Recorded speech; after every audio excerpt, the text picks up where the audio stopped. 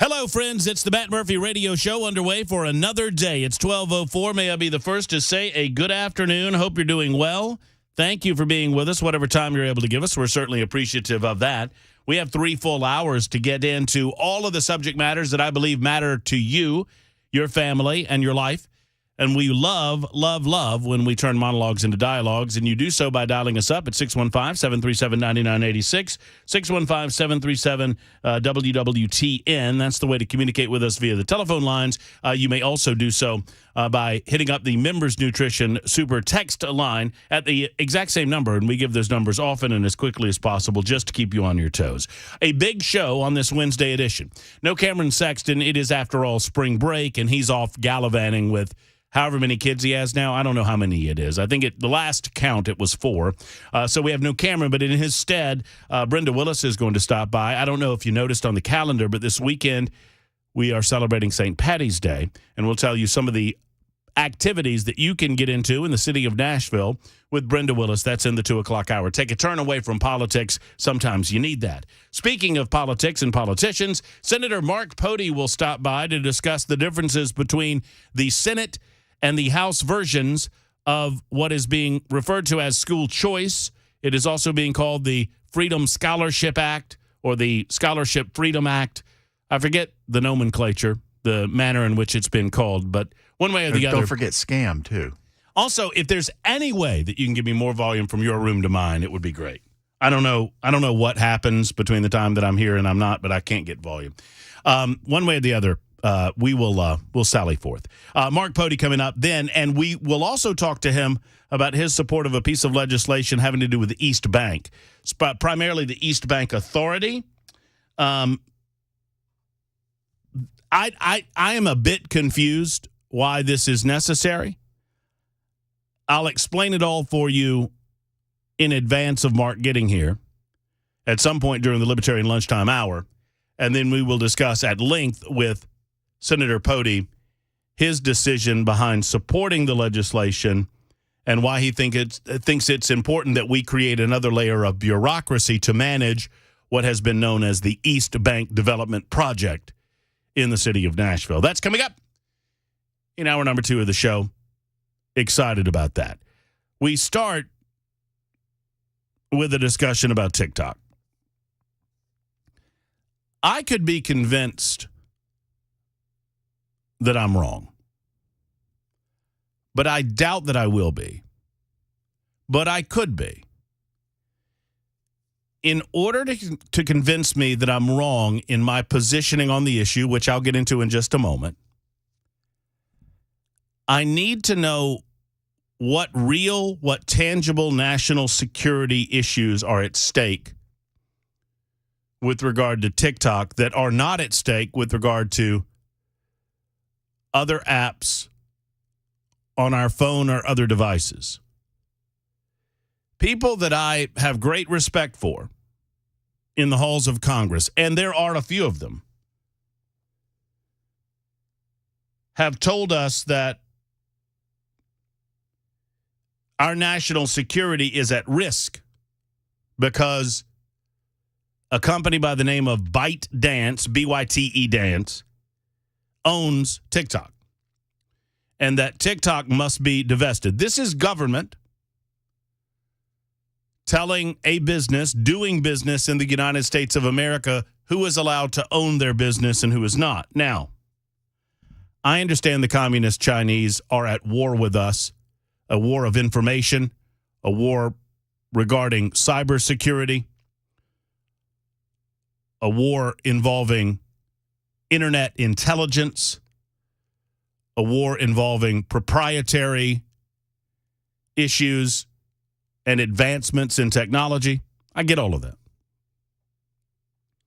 But what we are being told upon the passage of H.R. 7521, which happened earlier this morning, it was called the Protecting Americans from Foreign Adversary, let me get it right. Protecting Americans from Foreign Adversary Controlled Applications Act. For example, my good friend Gary Palmer from down in Alabama, and I've been friends with Gary for years, wrote in the passage of the act after his vote in favor of it, Protecting Americans should be our government's top priority. This is exactly what we're doing with the Protecting Americans from Foreign Adversary Controlled Applications Act. This bill is not about monitoring content being consumed. It's about neutralizing a national security threat. Well, wait a minute. Which is it then? Are you protecting me, or are you protecting government? Or both? To be clear, this legislation, he continues, does not ban TikTok. It requires TikTok be invested from ByteDance, its Chinese parent company. He went on to say once ByteDance divests its ownership of TikTok, it can continue to operate in the U.S. as long as it's no longer beholden to the Communist Party, the Chinese Communist Party, and cannot be used to subvert or threaten American national security. By the way, before I get into this any further, I'm very passionate about it. I need to do the pleasantries. I forgot to do the pleasantries, and I apologize. I was a little distracted. My bad. So it's episode 530 of our proceedings today. You can consume us on the radio, which to my knowledge is not a national security threat right now, although different people get in power and they'll call talk radio a national security threat. Find us at 99.7 FM. On your radio dial. You can also find us on any application that the government still allows to run that streams music or information. Find us in that fashion by going to just whatever app store of your choosing or whatever application you use like Spotify or iHeart and type in Supertalk 99.7 WTN. You'll find us there. And then while the government still allows it to exist, we're on YouTube, Facebook, Twitter, Twitch. YouTube, Facebook, Twitter, Twitch. Look up Supertalk 99.7 WTN, and you'll see my ugly face doing a radio show. Bell K, the illustrious producer of this broadcast, makes sure that everything that comes out of our speakers sounds as good as humanly possible. He chooses not to participate on the television side of things, which is why we lovingly refer to him as Headless Bell. He does, however, offer our titles for every episode, and today's episode 530 is entitled Matt Murphy. Download his new personal info vacuum app at 997WTN.com. So a government big enough to kill... No good? You didn't? No, it's good. Oh, okay. No, it's good. I felt like I should just let it be and transition. It's good. It's good. How big do you want your government? When government encroaches upon civil liberty, they always do so by claiming that the good of the mass or masses is at stake. When the government decides that it's going to take away certain liberties that you currently enjoy, granted to us by God and certified to us in the Constitution of the United States of America and our philosophical founding document, the Declaration of Independence, when the government decides that it's going to encroach on those liberties, it uses the greater good as an excuse to do so. Always. Always. A government big enough to kill TikTok is big enough to kill you. A government big enough to kill TikTok is certainly big enough to kill the X machine, formerly known as Twitter, or any other social media platform. The reasoning is simplified because, after all, we all hate the Red Chinese, and rightly so. The Red Chinese are engaged in intellectual conflict with the United States of America on a regular basis, certainly from a cybersecurity level, and it's up to us to protect ourselves from that. I'm not diminishing whatever national security threat that might be out there vis-a-vis TikTok. I just don't understand it. I genuinely don't understand it, and I look forward to someone explaining it to me. What national security threats exist because of TikTok? You're saying to me, well, Matt, the algorithms are such by which they are allowed to get information. What information specifically? Am I granting them access to movement? What am I granting them on the app versus what are they gleaning from my phone? And at some point, does that not become a hardware problem, not a software problem? Now, I don't pretend to understand computers like many of you, I'm sure, do. And perhaps I'm being either naive or I just don't have the intellectual ability to understand exactly what politicians are talking about when they tell me that national security is at risk because of TikTok. What does that mean? Well, their algorithms are such that they get all of our information. So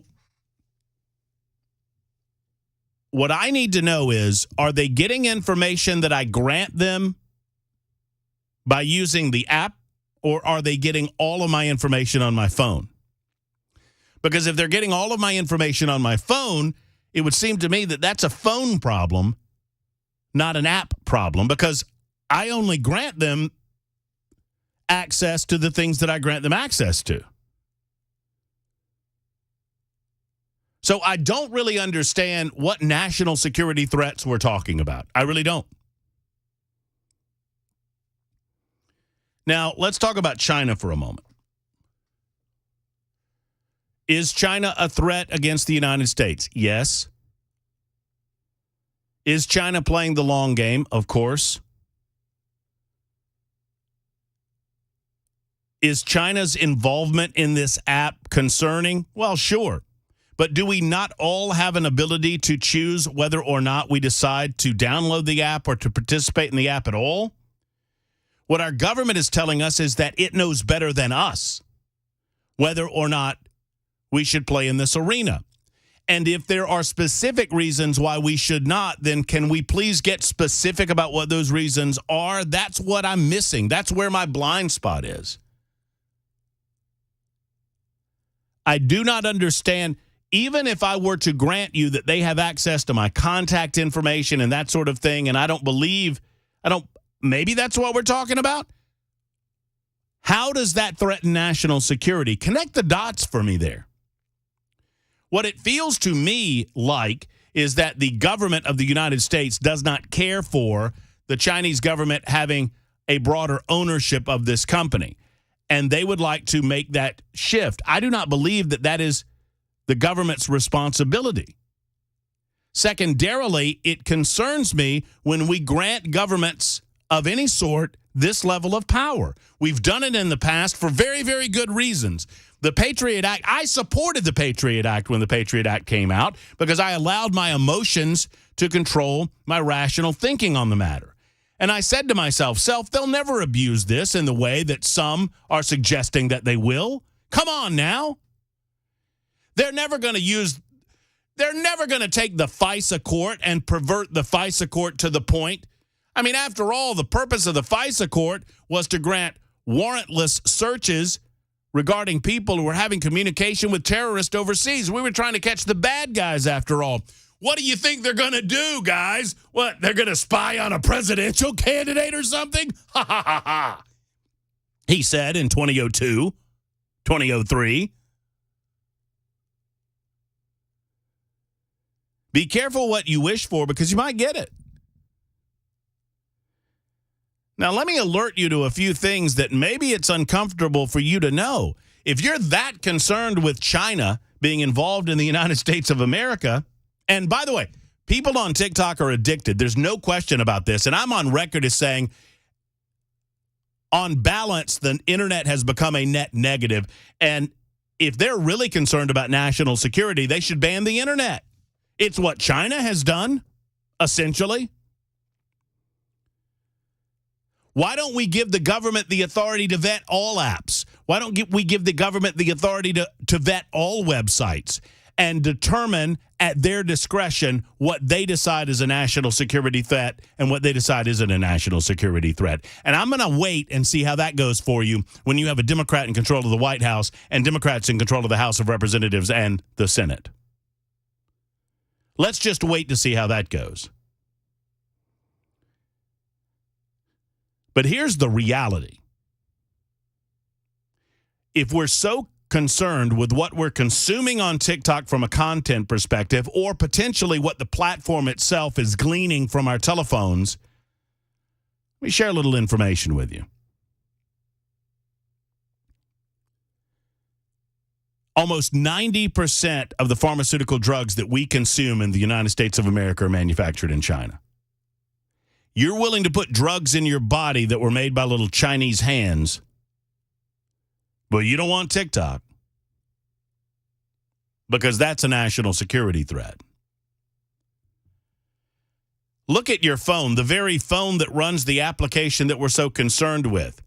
That's made in China as well. You want some more? We allow Chinese ownership of a variety of different organizations that would surprise you. The appliance division of GE, General Electric, an all-American company, is now owned by China. Stoves, refrigerators, washers, and dryers from General Electric, they've been around for more than 100 years. But starting in the mid-2010s, I think 2017, the appliance division of the company has been Chinese-owned. A $5.4 billion deal created one of China's largest acquisitions of an overseas electronics business. They own Smithfield Foods. $7.1 billion deal, which was completed in 2013, remains the largest purchase of an American firm by a Chinese company. Smithfield Foods, which was an icon of the American food industry, best known for its ham, bacon, holiday ham, owned by China.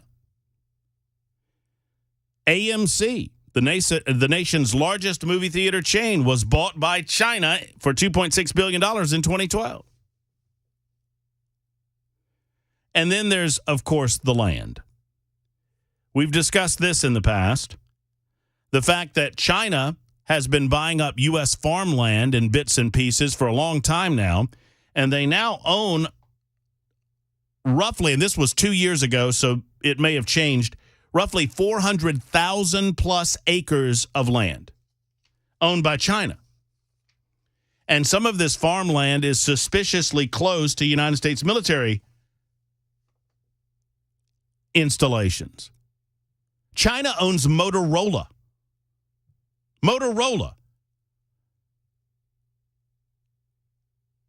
China owns the Waldorf Astoria Hotel.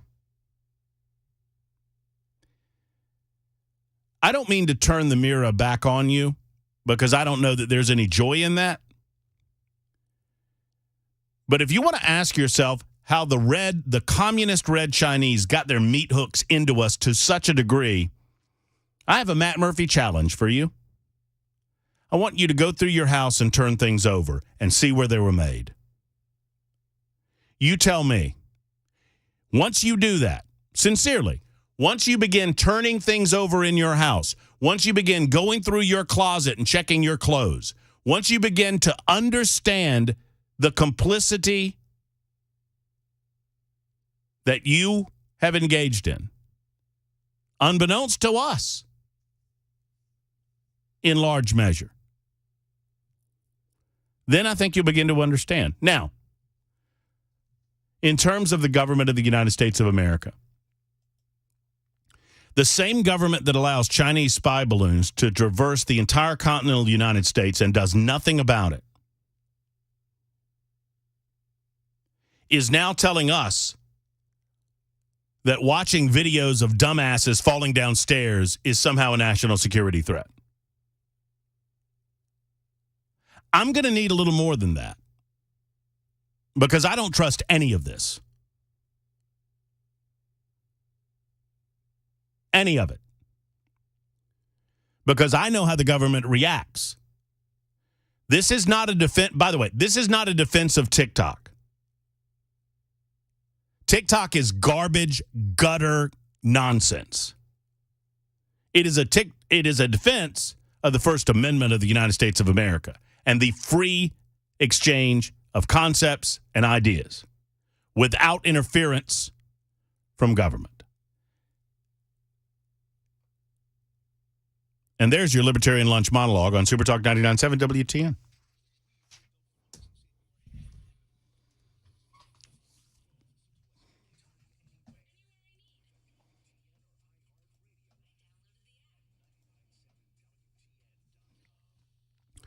My friends at Savory Spice want to see you. Holly, David, and the rest of the crew over at Savory Spice have been doing this for a while now, and they are good at what they do. What do? Well, they help people that are trying to learn their way around the kitchen, learn their way around the kitchen. They can assist experienced chefs with that hard-to-find spice or item that perhaps you can't find at the big boxes. And they are there for you when it comes to your gift ideas for the cook in your life. If you know someone that loves to cook or loves their way around a kitchen, you owe it to yourself to go to Savory Spice to find something for that person. And if you are that person, where have you been? Get over to Savory Spice. 2 locations to serve you. One's in Nashville on Charlotte Pike in L&L Market. The other right off the square in Franklin next to Gray's Pharmacy. When you walk in, the first thing you'll notice is the incredible smell. What a gorgeous blend of spices from all over the world and salts and different various items. So good. And you can sample right there in the store. And they'll make you up a batch. They'll prepare one fresh just for you, whatever it might be that you need. Whatever you need in your cupboard and in your spice rack, they have it at Savory Spice. Go by and see them today. Tell Holly and David that I sent you, and you'll understand when I say you up your food game by upping your spice game. You up your spice game at the one and only Savory Spice.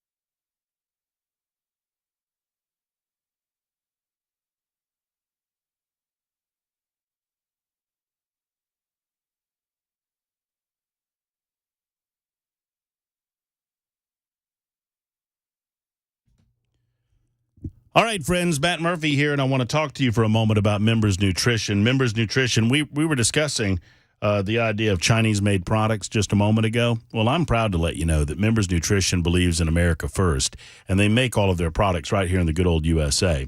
I mean, you talk about pharmaceuticals. I mean, this is right up their alley, right? Because, one, they want to limit the necessity for pharmaceutical drugs in your life. Number two, they believe in helping you take charge of your health and your wellness on a day-to-day basis. Their journey began with a vision to separate and create natural and effective supplements that address common health concerns so you don't have to run to the doctor for some of these concerns. And they want to provide it simply and accessibly online so that they don't have to mark it up with the brick and mortar stores. And then thirdly, and most importantly for me, They wanted to make it right here in the good old USA, and they've done that. Members Nutrition wants to introduce themselves to you, and with that in mind, to include the products like Daily Defense and their Youthful Cleanse and some of the other great products that I'm already taking from Members Nutrition, they're offering you a very special 50% off discount right now when you go to membersnutrition.com. You don't need a code. You don't need anything to do to access the area that you can get to. It is a simple discount of 50% right now to introduce themselves to the Matt Murphy listening audience, to Nashville, Tennessee, and Supertalk 99.7 WTN. So I encourage you to go by membersnutrition.com for so many different reasons. First and foremost, your health and your good livelihood. Membersnutrition.com. That's membersnutrition.com.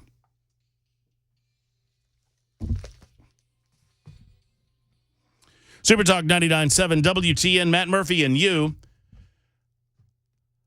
So I'm asking for help with exactly how the government sees this national security threat that is so great that they are willing to control a business model as a result of what they perceive to be the threat.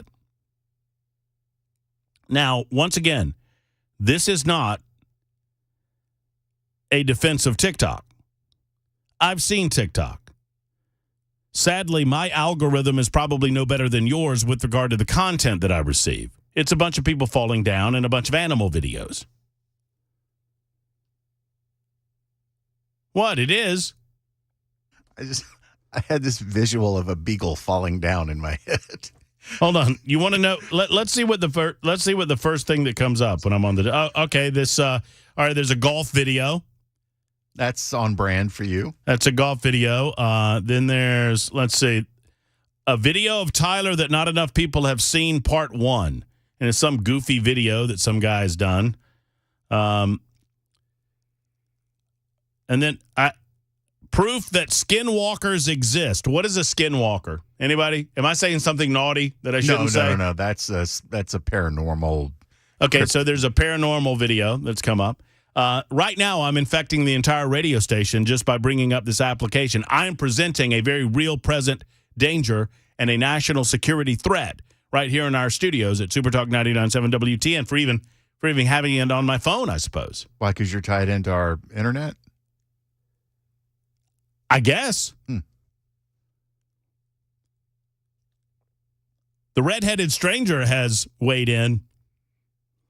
And here's the danger, Pamela, in saying things without telling me I'm not supposed to say them on the radio. First says, mine is shirtless special forces. That's on brand. Yeah, I was going to Totally say nobody's shocked by that. Nobody's surprised by it. Shirtless special forces, shirtless firefighters, shirtless police officers. Nobody's surprised by any of that. Kathy says, Matt, I work for a company that manufactures and sells items to major retailers such as, well, she named a couple. All of our stuff is made in China. I absolutely hate it. Brian says, aren't skinwalkers werewolves? Well, communist werewolves. My TikTok is a bunch of hot girls dancing. And then 7287 asks my favorite question. I get paid $3 every time this question is asked, and I'm a rich man. Is this the WTN text line? I'm going to start. What? No. I'm going to start answering that question. No, this is Doug. Can I help you? Or something, you know what I mean? This is a Wendy's, sir. Do you need to order? I can have it ready for you at the window. Never trust the government. The only government that I trust less than the Chinese government might be our own. 615-737-9986. I'll get to Jason and Mark in just a moment and your calls as well. Thoughts on TikTok? I'm willing to be wrong. Tell me how I'm wrong. Tell me where this great national security threat exists that we will allow the government of the United States of America to circumvent the First Amendment to the Constitution of the United States of America. Coming back right after this at Supertalk 99.7 WTN.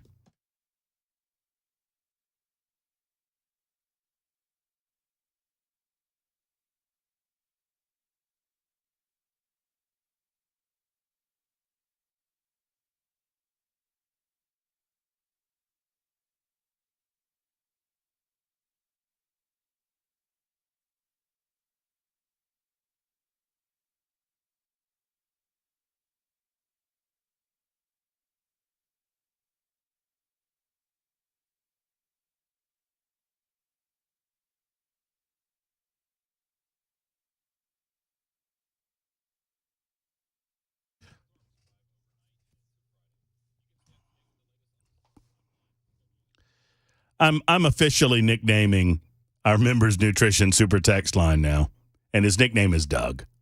So text in Doug on the members nutrition super text line at 615-737-9986. You can also I've got another telephone number for you, and this one is a little more important.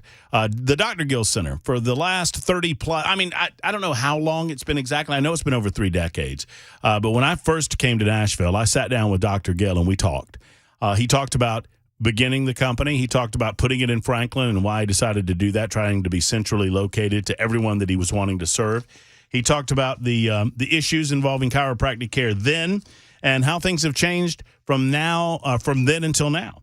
And there's so much more available to you now. Thank you to the Dr. Gill Center, because they brought most of this technology themselves into the community. Things like spinal decompression. There was no spinal decompression before Dr. Gill. Dr. Gill brought it to Middle Tennessee. He's also has the Class 5 laser system, the red light therapy, and other state-of-the-art industry equipment that help alleviate pain, both spinal and soft tissue. So now you can reduce pain, you can reduce swelling, you can accelerate healing, and you can do it all without having to lean on needles or pills and without considering surgery. And that's what it's all about at the Dr. Gill Center. Get in today for that very inexpensive initial examination. It's less than $50. They'll get you into the office, and you will be examined by the best. Dr. Wendy, Dr. V, Dr. Dominic, a team approach at the Dr. Gill Center for Back, Neck, and Chronic Pain Relief in Franklin. 615-882-4838, 882-4838. Call today.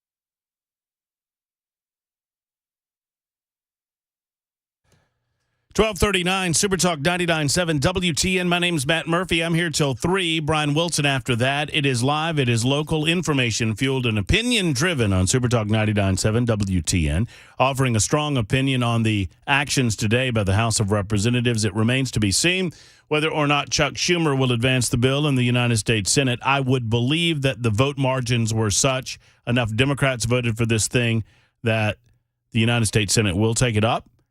And who knows what the Biden administration will do with it? I mean, after all, they're on TikTok.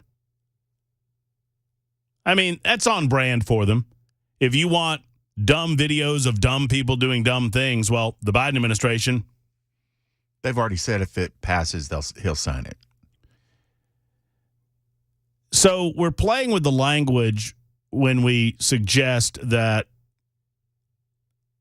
they're not eliminating the content by demanding that the private business do the bidding of the United States government for their own purposes. Once again, I could be convinced that I'm wrong. I just don't see the national security threat. And I looked up this morning as many commentaries and conversations, and all I hear is that, well, it's a national security threat because of algorithms, because they can get into your phone. They can get into your phone and do things in such ways that Facebook cannot, that Instagram, which is owned by Meta, cannot, that other applications cannot, Snapchat, Grindr, or what is the Grindr, or what's the other one? The Tinder? Tinder is what I was thinking of. What Grindr's the gay version of Tinder. Is that not right?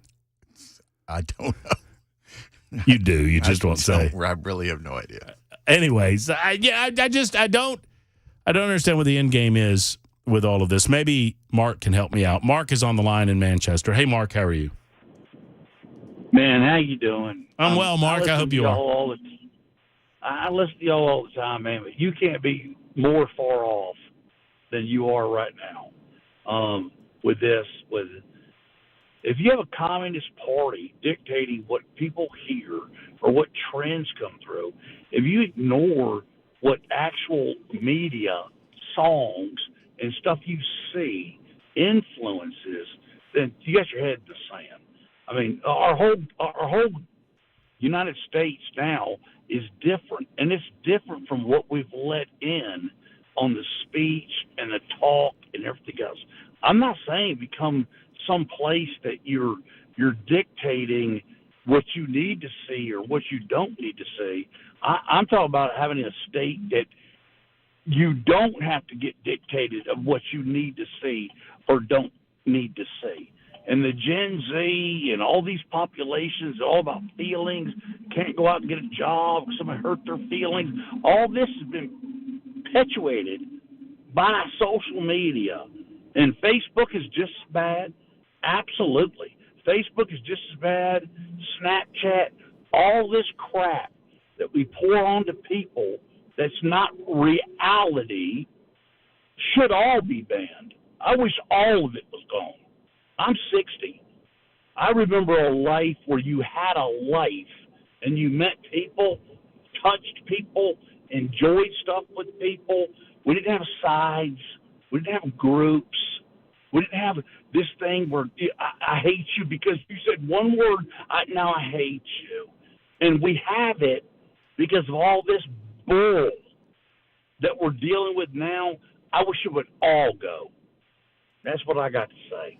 Hey, let me ask you this, Mark. Go. Would you be in favor of our government just banning the internet? Let me. I'm going to answer that with two parts. Number one, I think the biggest problem that we have now in the United States is 3% of the people trust the government, and I'm one of them. So when you get your government to the point where you can't believe anything they say or any direction that they want to go into, it creates chaos. I mean, at the end of the day, how do you make an informed choice when you can't trust any of them? Well, but I do believe, at the end of the day, I believe that I wish internet was never invented. That's how I feel. Sadly, as much good as the internet has brought to the world, it's brought more bad. I would agree with you there, which brings me back to the original question. You said that you would be willing to see, I mean, you're willing to give the government enough power to ban Facebook. Yes. Let me ask you a question. I'm going to ask you a question back. Do you not think Facebook interfered with the elections? I mean, we're talking about a Chinese thing about people dancing and creating dance moves and stuff. That's not their end deal. Do you not think Facebook interfered in an election. Let me ask you, and I hesitate to do this because I hate it when people do it to me, but I'm going to do it anyway, Mark. I'm going to answer your question with a question. Do you believe the Federalist Papers interfered with the opinions of colonists based on whether or not they wanted to separate themselves from England? I'm not that deep in it, man. I'm 60. I don't understand what you're asking there about what I'm saying is that you're suggesting that people are not smart enough to figure out for themselves what is good versus bad information, and that the government should do that for them. And I would suggest to you that's not a good way to run a country, because that's going to lead to totalitarianism. Now, that said, I would love it if the internet disappeared for a couple of minutes. One, because it would freak out the pointy-headed elitists and the ring-nose-wearing liberals alike. Shut up. I mean, I meant nose ring. I didn't say nose ring, but I meant nose ring. You're fine, Bell, with your 28 or whatever you've got. How many? 7. One nose ring, 6 earrings. You have a nose ring? Yeah, this thing right there that's been in my nose since I met you. I try not to look at your face that closely. You have a nose. I never noticed that you have a nose ring. You really do not pay attention. It's not one of the. You should get one of them hoops. A septum ring? Is that what it is? Is that what it's called? I'm not getting one of those. One of those that the loopy loops. That just makes me think of a cow in India. Well, yeah, you put one of those rings in your nose, and then your lady friends can just loop a leash around it and take you wherever. Anyway, back to the subject. They want you to go.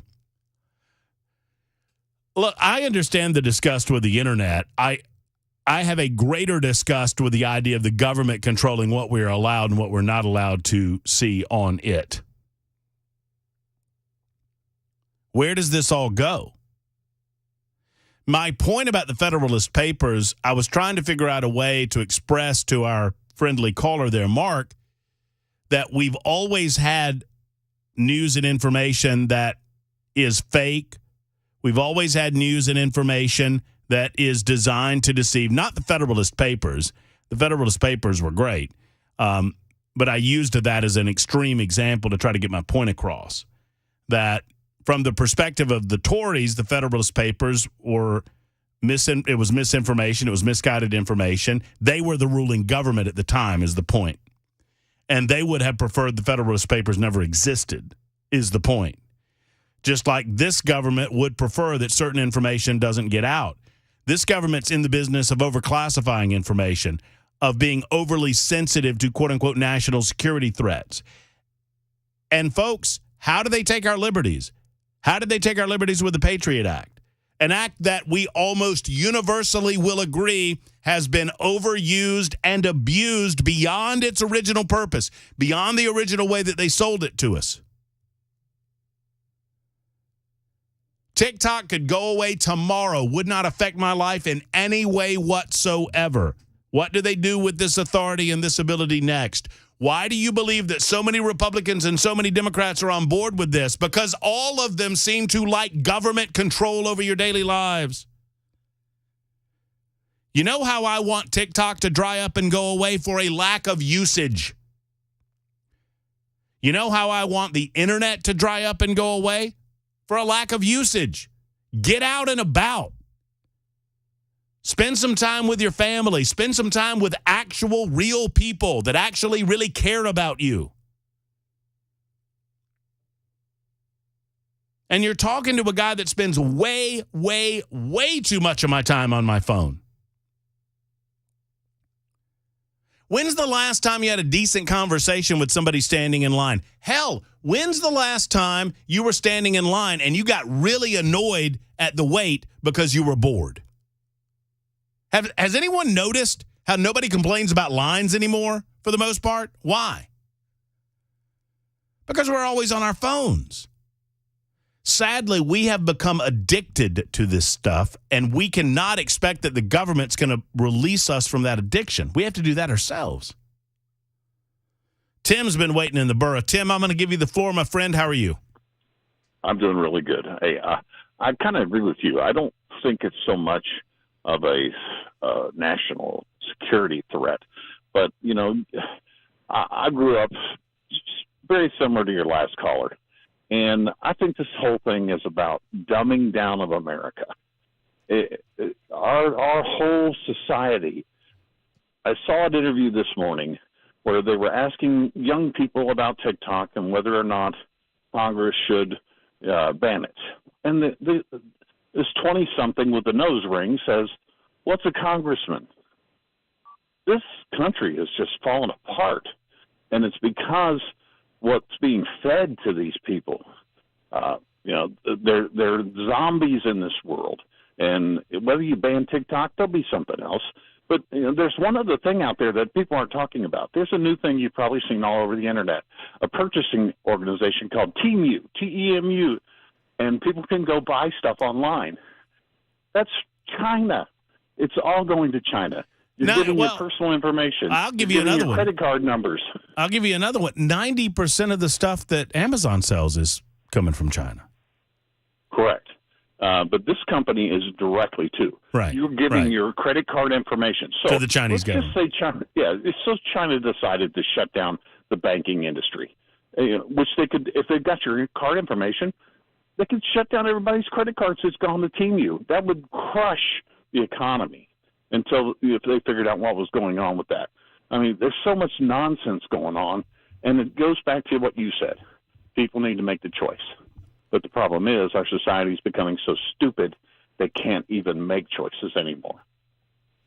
Tim, great call. I'm glad you made it. We'll get to more in just a moment. John, Mark, and Sean. Coming up in the 1 o'clock hour, Senator Mark Pody will join us to talk about a couple of different subjects. Number one, school choice in the state of Tennessee. Number two, the East Bank Authority and their involvement at the state level in making that authority a reality. We'll talk about that coming up in the 1 o'clock hour. Your calls until then at Super Talk 99.7 WTN.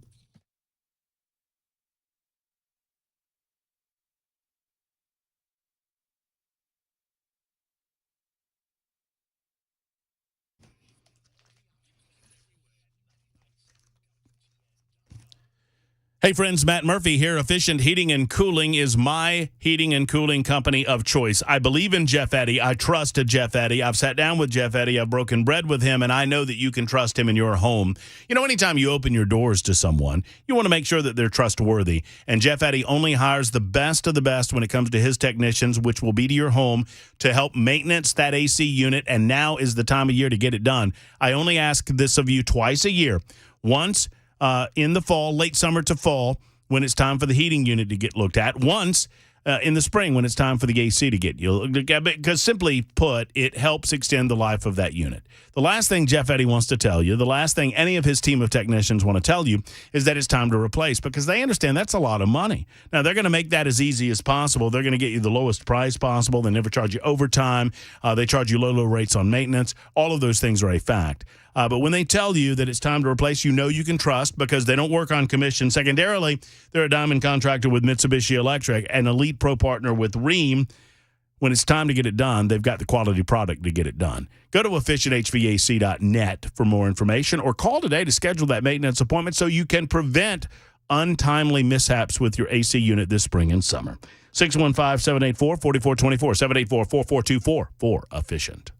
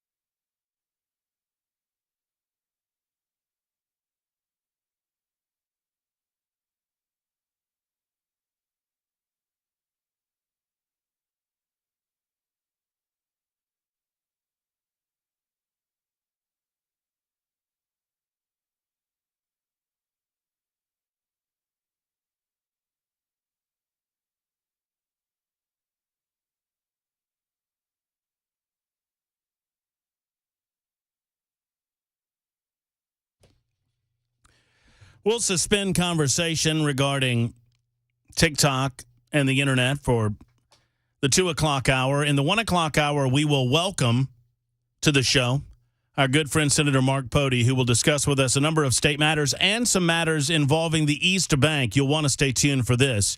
It's Super Talk 99.7 WTN, online at 997WTN.com.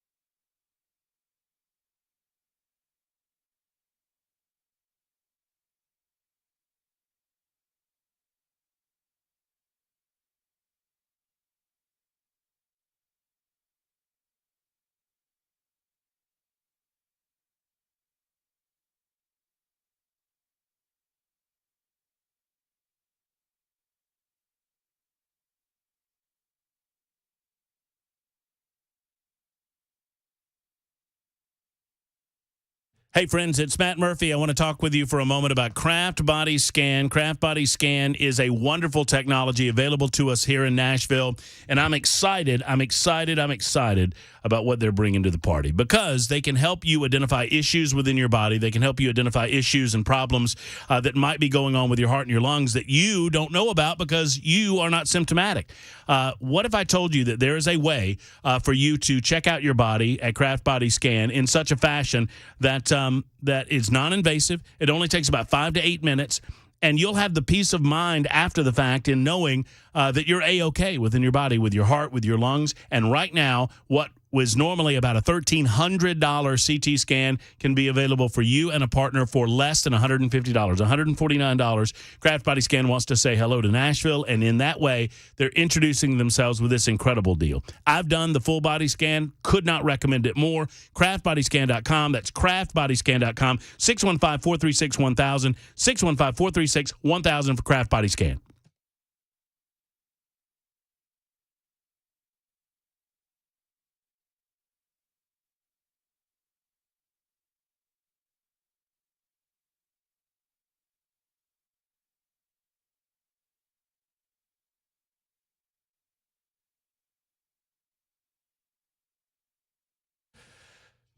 Here we are, and here we go. It's the Matt Murphy Radio Show. Hour number 2 starts right now. Super Talk 99.7 WTN. Thank you for being around with us. We appreciate you, whatever time and consideration you're able to give us. It's 1:05. My name is Matt Murphy, and I'm here on episode 530 until 3 o'clock, or they toss me off the radio, whichever comes first. I am joined by a bundle of joy and energy. If you've not had the pleasure of meeting Mark Pody, I strongly encourage you to find a way to do so, because Senator Mark Pody is always a guy with a smile on his face. He is a cheerful warrior, and I appreciate that so much. And I appreciate the fact that he happens to be my senator as I live in Mount Juliet, and we welcome him to studio to talk about a number of different things. Mark, good afternoon and welcome. Good afternoon, man. I'm glad to be here. It's good to have you. Let's. How are things broadly going in the General Assembly so far? You pleased? And I need to do something real quick while you talk. Just go Sure. ahead. So we are very, very much directly in the heat of the game. If we were looking at this in football, I'd say we third quarter, halfway through the third quarter. So we're starting to get ready to start winding down. Committees are shutting down. If people have bills, they've got to get them on notice this week, or they won't be heard in the Senate. So we're about winding down, and we got the budget to hit, but now all the major issues that have not been addressed have to come up, just like the voucher bill. That's a big, big issue. You mentioned that you are more supportive of the Senate version than the House version. I am, absolutely. Tell me what the differences are and why you lean towards supporting the Senate version rather than the House. All right. I want to support the Senate version because it's stripped down, and this is what it's saying, that we're going to have this money follow the child. No strings, I shouldn't say strings, but no Christmas trees on there, no ornaments for anybody else, okay? Mm-hmm. In the House, they have a lot of things that'll make maybe teachers or whatever a little bit happier, because they're going to say, we're going to get rid of some testing requirements, we're going to add some benefits for health insurance, we're going to do this, we're going to do this. And it's almost like we're trying to put enough incentives to make people say, we want to vote for it. We might not like the vouchers, but we want everything else on there. And I'd rather have something straight up and down, either you like it or you don't. You know, we talked to Representative Sapicki quite a bit on the show. He stops by on Thursdays, and he indicated that he appreciated the add-ons because it's taking more of a holistic approach. I guess it's just two different ways to look at it. And you know what? They're actually handling a lot of things that needed to be handled. Some of the things like the testing, okay, it needs to be handled. But on the other hand, the extra money that's going to take for the insurance, that's a substantial amount of money, and we don't have a lot of extra money in the budget this year at all. So we need to be very cautious of things that we're committing for the future going on. Well, it's a debate that needs to happen, obviously. How does that functionally work? Let's say the House passes their version, the Senate passes their version. It goes to conference? It does. And I'm going to tell you, I just met with the Chairman Lundberg today, and I had suggested this. I said, maybe if we need to, we could actually say we're not going to use some of the local money and just do $5,000, and it's strictly state money. Because right now the state's putting in about, $4,900 and some dollars, and then the rest would be local. And this way, we're not touching local money whatsoever. We're just going to say it's $5,000 of state money. You're one of the more conservative guys that I know serving in the General Assembly. Yes. I've talked to so many of our listeners regarding this legislation, and broadly, the general concern is that the government becomes more involved in the private education of children or homeschooling of children, and there's a concern that with government involvement comes government control. And, Matt, they need to be very, very concerned. And you've heard the term, the camel's nose under the tent. This is very concerning to me at this point. So here's the issue we have right now. If you take the money if you take the money, you're going to have some sort of accountability. There's going to be a test that your child's going to have to take, whether you go to homeschool co-op, or whether you go to private school. So don't be disillusioned that. But if you don't take the money, your school, the rest of the kids won't have to. It is only going to follow that child. And we want to make sure there's this ironclad that this does not force anybody else to that does not take the money. Over on the House side, the Senate side still has a homeschool. The homeschoolers are still included in the legislation? Just if they're in like a co-op, okay? So if you're an individual homeschooler, no. But if you're in a co-op, yes. Right. And the concern there is that, obviously no one's forcing anyone to take the money. So what is the concern that you're hearing from homeschool parents regarding the level of control the government might have, because they don't have to take the money? They don't have to take the money.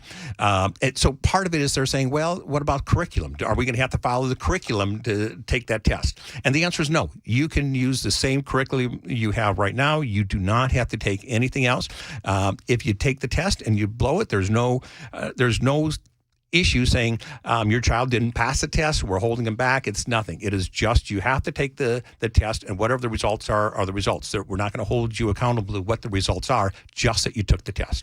Well, when I first called you, when I first approached you, it was primarily to talk about this issue of scholarships and some of the other things that are going on in the General Assembly. And this other issue kind of came across. It came to my notice. A number of individuals who are concerned with Davidson County matters said, hey, you need to look into this East Bank deal. And then I realized you're involved in the deal, whatever it might be. Talk to me about your involvement with the East Bank Authority, I guess it's being called. Just give us the 50,000-foot view. Okay, so first off, there's about 500 acres, and if we look at where it's located, if you say 24 and the river, so if you got Cumberland River, that's going to be on one edge, and the other edge is going to be the interstate. And then right in there, you've got the Titan Stadium. Oracle's going to go in that area. TPAC will eventually end up in that area, and who's going to be overseeing everything that's going on there? The Titans rebuilding and so forth, their stadium. Now, I'm going to just go a little bit back for a moment. I'm the type of guy, when Blue Oval City came in, I voted no. Okay, I'm a no vote. When we had the Titan Stadium, I voted no. I voted against it. Anytime that government's getting involved where there's going to be money going in, I'm going to be a no. I don't like big government. I don't want more big government. And I'm a no vote on typically anything like this, including this piece of legislation. So when it came to me, and it had to come, and I met with the mayor, I met with the delegation, the Democratic delegation, and I said, this is not something I'm comfortable with, and I'm going to be a no vote on typically everything like this. So that's where we started from, and that would have been back in February. Now, we've worked through this, and some of the issues that I had that I would say I'm just not going to back down from, we were able to address and move forward. Now, one of the things is this: how much is the state need to be involved? What is the state oversight? What should we be doing, and where we're looking at it? And personally, I want to keep the state out of this as much as we possibly can. This is a local issue. It's brought on what they call a private act. That means it's only for Davidson County. There's no outside forces. No other counties are Let me ask you about the phraseology. The concept of it being a private act, I think, for those of us new, it's a little confusing. Okay. Private means local, right? That's exactly right. So a city or a county is bringing this in, and they're saying this is just for us. It's private, just us. It's not going to affect any other county or any other city in the entire state, just us. Okay. So it's local to Davidson County. Yes. And it would create, this is SB 2968 for those who want to look it up, and it would create an East Bank Development Authority. That's correct, yes. That would give that authority broad latitude to make decisions about the development of that 500-plus acre tract. That's correct, yes. So you hit the nail on the head. So right now, Davidson County pretty much can do what they want to it anyway. So they can say that they can make the changes. They can say we're going to be in control of it. If there's going to be a road stoplight, they can make all these decisions going forward. They don't need this authority to do most of what they're hoping to do. The question is, though, is this is going to take us decades. This is not a 5-year, 10-year, 15-year project. This is going to take decades. Should it change every time we have a new mayor, or should it change every time we have a new council, or should this be a thought process that it goes on for a long-term period of time to look at the full development of this area? The other thing is going to be this. The state, I don't want to put any more state money in here. We put $500 million in, and I voted against it, but it's already there for the Titans Stadium. It's already there. So I want to make sure we're not putting in any more state money, and therefore, what is the state's responsibility in this? The more we're involved, the more responsibility we have as a state. Because you represent Davidson County, yes, or a portion of Davidson County, this private bill requires all individuals who are representatives to be on board? That's correct. In the Senate, there's a rule, and it's Rule 26. It says that all the delegation, all the senators have to be in agreement to move this forward. And so they work very hard to make sure I would be comfortable with this bill going forward. As an example. You're the only R. I'm the only one. I'm the only Republican in Davidson County. Does that get lonely when you have your... I'm sure you guys meet for lunch. We do meet, and they do have the delegation meetings. So I have been very fortunate, though, that I will do this. I'm trying to build a bridge so we all can move forward and find agreements that we're good on and not worry about where we're different. So I've been trying to find a way that we can move forward and not just keep fighting back and forth because everybody loses. But I have great appreciation for that, and I'm trying to keep that in my head in working through the necessity for the East Bank Development Authority, because I'm relatively new, but I know that the metro government of Nashville has a lot of committees. Yes. They have a lot of blue ribbon panels. Yep. They have a lot of task force. They have a lot of authorities. They have a lot, and they have the metro. That Nashville has the Metro Development and Housing Authority. Yes. Isn't that what that group is supposed to do? Yes, it is. And so, like I say, they have a lot of this authority right now. So the question begs the question, why do we need this? Okay, sure. Why should we have this? And here's part of my thought process going forward. They currently could do, for example, eminent domain. So if they have a piece of property there and they want it, they've got the authority to do it. However, when we put this in place, we said they don't have eminent domain. So we tried to protect some property owners right there. We said that's not going to happen. Now, could this authority then go to Metro Council to try and do it? But it's a whole lot harder to get that kind of thought process. So we're trying to protect the landowners that currently have it. They're private owners, and they don't want to do something. They don't have to sell their land. They can keep doing exactly what they're doing. We don't want it to create a government organization or whatever to come and take that. The second thing is, if they're going to be making deals, and this is not going to be something that's going to be finished in just a couple of years, they've got to have the thought process of what is it going for year after year, and each mayor, each council. So it's got to have some longevity going forward and some continuity. Do I like this layer of people? I don't. I just frankly don't. There's going to be 7 new people on the board. Some are going to be appointed by the mayor. Some are going to be appointed by the council. I don't know who they are, but you know what? That's not going to be my concern. My concern is this is a local issue. I got to let Davidson County handle some of these things. Well, I don't mean to get stuck on the point, Mark, but there's already bureaucracy in place that was designed to do this. Yes. But we're creating more bureaucracy designed to do this. All right. So, Matt, you're correct, but we're trying to do one that's going to be focused on one specific area where there is going to be a lot of development. And if we look at what's there in that 500 acres right now, we are saying that all the committees are looking at the entire Davidson County. This is going to take more than what the current committees are. If I was looking at the state, this is billions of dollars, and who should be looking at this? This is not nothing against the council, but these are part-time people. We need some professional people looking at it to run this. Well, are these professional people going to get paid?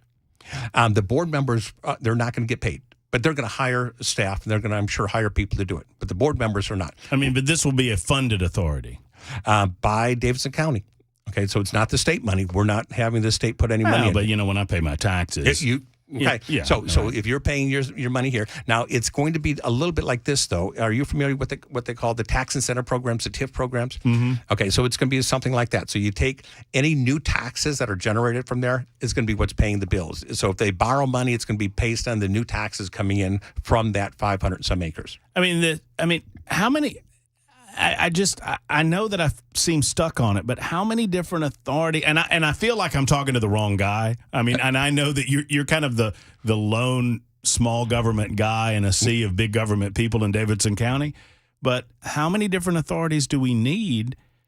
I mean, once again, I just go back to there is an entity in place that was specifically put in place to do these things. And we're admitting that they're not doing their job or that they are unable to do this job. If the Development and Housing Authority is unable to do this job, then why do they exist? That's a great question, and this is a Davidson County question. But remember, I'm the guy that was a no starting there. Well, okay, I mean, that's why I feel like I'm yelling at the wrong guy here. But I mean, but you understand that it just feels like yet another. And I understand we want to facilitate the project as quickly and as swiftly as possible. I live in the real world, and if you're telling me that this cuts through a lot of red tape, I get that. I understand that, and I'm appreciative of it. It still feels like just a tremendous layer of bureaucracy, and it also feels like, and I don't know if I've got the particulars wrong, but it's my understanding that the mayor appoints 5 and the council appoints 2. Does the council have to approve this? The council is going to have to approve this with 2/3 majority. So if it passes both the General Assembly, the House and the Senate, it's going to go to the council. The council has to have a 2/3 majority to accept it. Is that normal on what we call private bills, that we don't have the local community approving of this by the time the state takes it up? Normally, the locals would have already passed something. It would have come to the General Assembly, and then it would go back for a 2/3 majority to pass it. Why do you think it's happening this way this time around? I don't know. And again, this was not the one I'm coming into the middle, okay? So, no, sure, I get it. But part of it is, I think, we got a new mayor, and he's trying to get his feet under the ground to go and move this project. Titans Stadium's already being built, and I think they want to get as many things in place as they possibly can. So, Matt, if you're saying, Mark, is this something you would bring and you think, and you're going to say, boy, I'm all for it? I'm not. I'm just not. So is it fair to characterize, I feel like, as you sit here today, you're saying, look, I'm not the guy that's going to champion this. At the same time, if they feel like this is genuinely the best way for the local government to take care of this, then I'm going to let the local government do what the local government wants to do. And after, is that fair? Yes. And I'm going to tell you, after looking at everything, Matt, who am I going to think is going to have the best chance to have this a successful development? And do I believe that the council, and I'm looking at past records from past councils, I'm looking at things that they've done, the money that's been borrowed, they spend so much money. It's just incredible. Or would I rather have another organization that's specifically looking at this one project, and we put the comptroller on here. He has no voting authority. We put the Secretary of State on here, no voting authority, but we've also put we put different state people to kind of oversee and report back to us what is going on. But it's a local issue.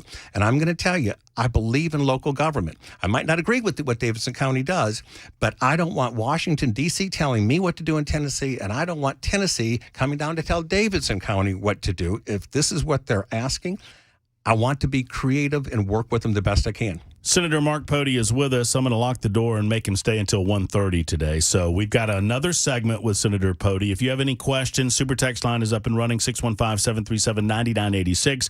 Get on board the Members Nutrition Super Text line. You can also give us a call at the same number. It's the Matt Murphy Show on Super Talk. Matt, this is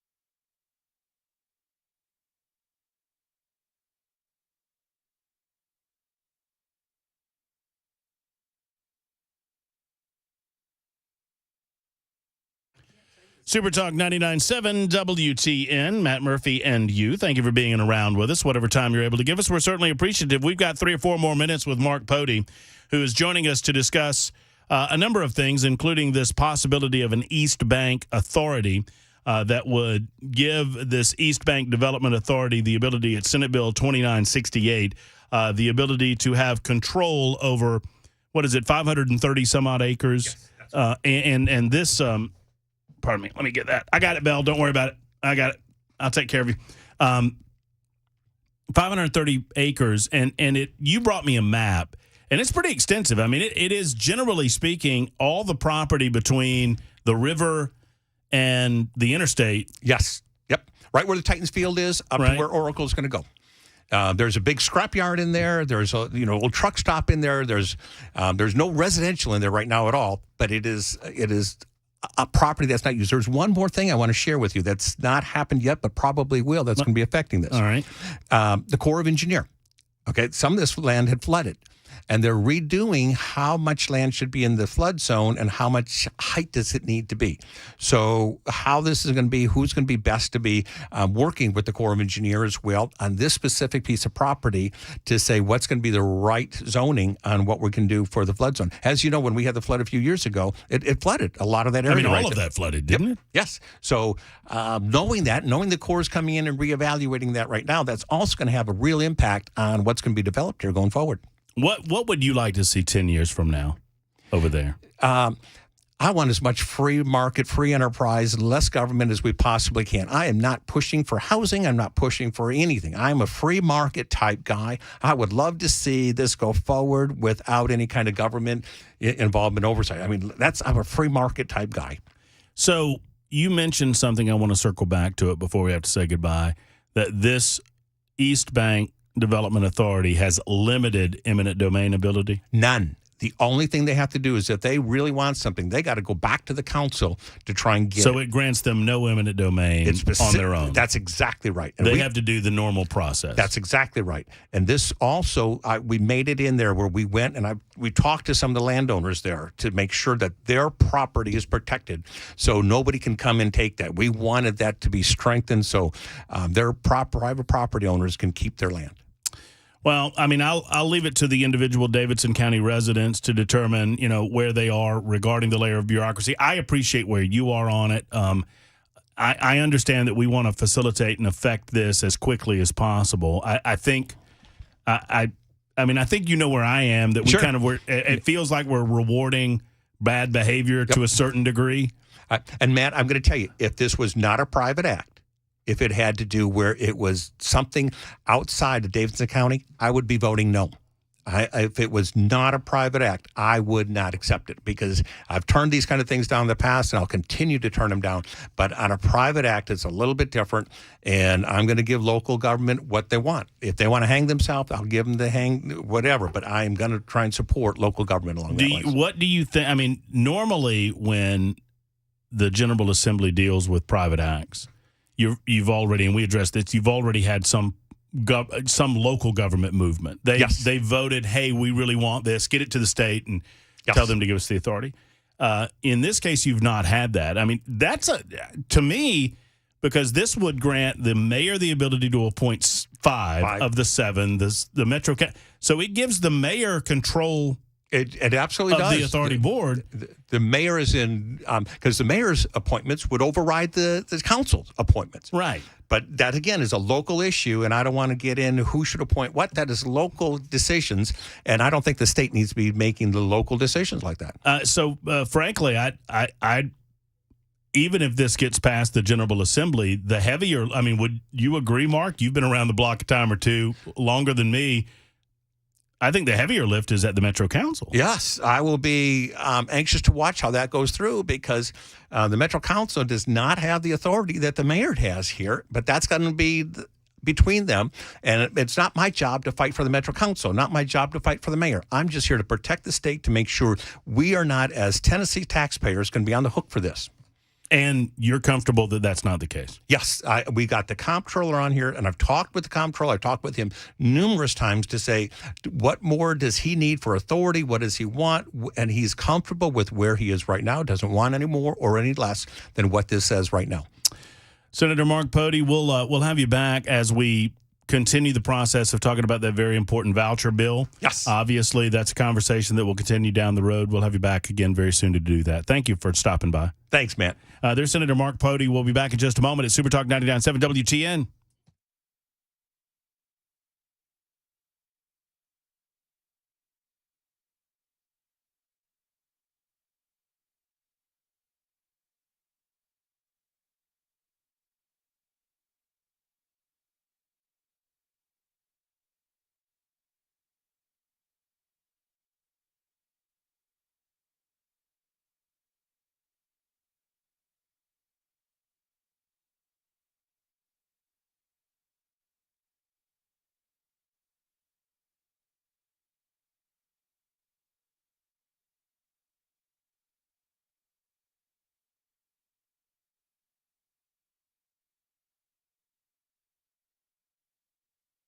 Hey, friends, it's Matt Murphy for The Safe House. Nashville Safe House is the one and only shop that I would recommend for all of your safe needs. And March is rebate time at The Safe House. You can save hundreds and hundreds of dollars on a Browning Safe Plus, rebates of up to $500 in addition to those savings. And remember, you never pay sales tax on gun safes at The Safe House. Thank you to people like Senator Mark Pody, who we just spoke with, for re-upping that sales tax-free nature of gun safes at The Safe House and beyond. Stop by their showroom and check out the largest selection of safes in the Southeast.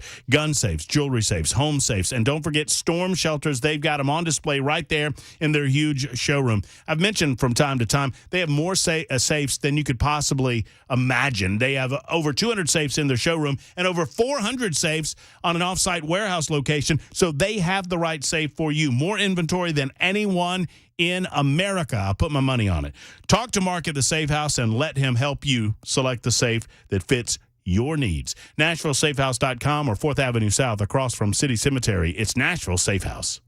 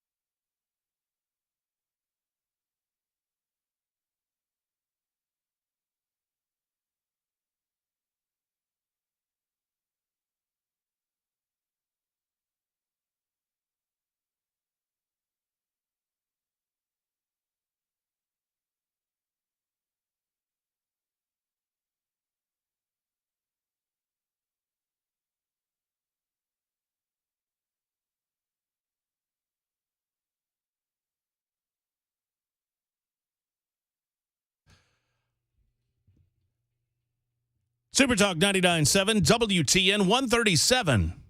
Hello. Thanks for being with us. We make our way to 3 o'clock. We'll hand off to Brian Wilson at that time. It's Matt Murphy and the Matt Murphy Show on Super Talk 99.7 WTN, our episode 530. Mark Pody almost had it right. He said, what is this, 529? I said, no, it's 530. He goes, oh, okay. So Pody's following along. I appreciate, look, I like Mark a lot, and maybe that's jading my disposition on the issue. And if that's the case, that's fair enough. But, and he admits as much, that it's a heavy lift to get it past the Metro. So just to reset this, Senate Bill 2968 is a bill before the General Assembly, which is, it's a local bill, which they call, quote unquote, a private bill.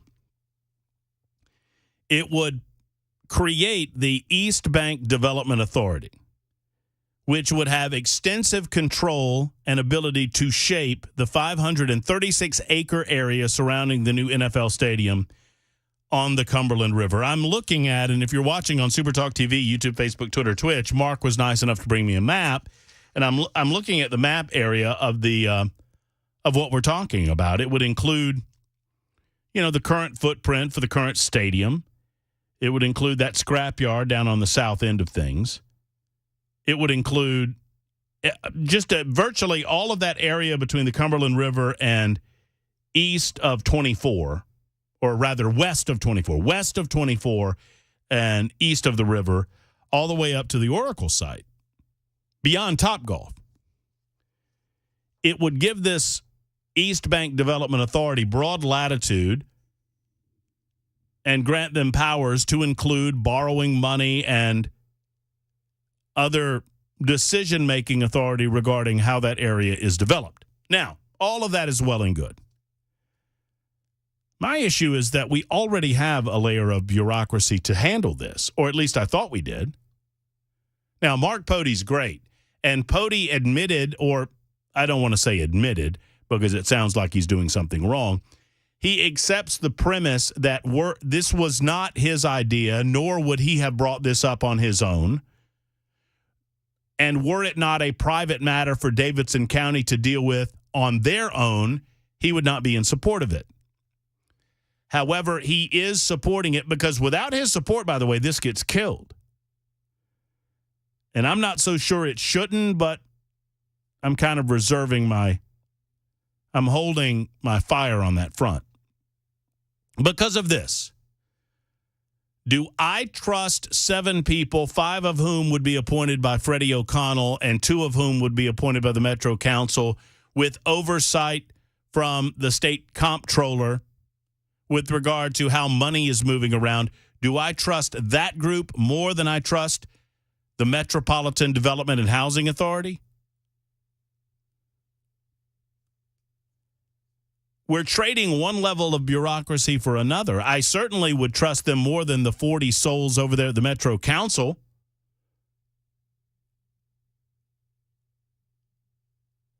It makes little sense to me that we have a bureaucratic organization that is specifically designed to do this kind of thing, and we're handing it to another authority specifically designed to do this kind of thing only in this limited area. So what you're accepting is that the Metropolitan Authority that you empowered to do this can't do it.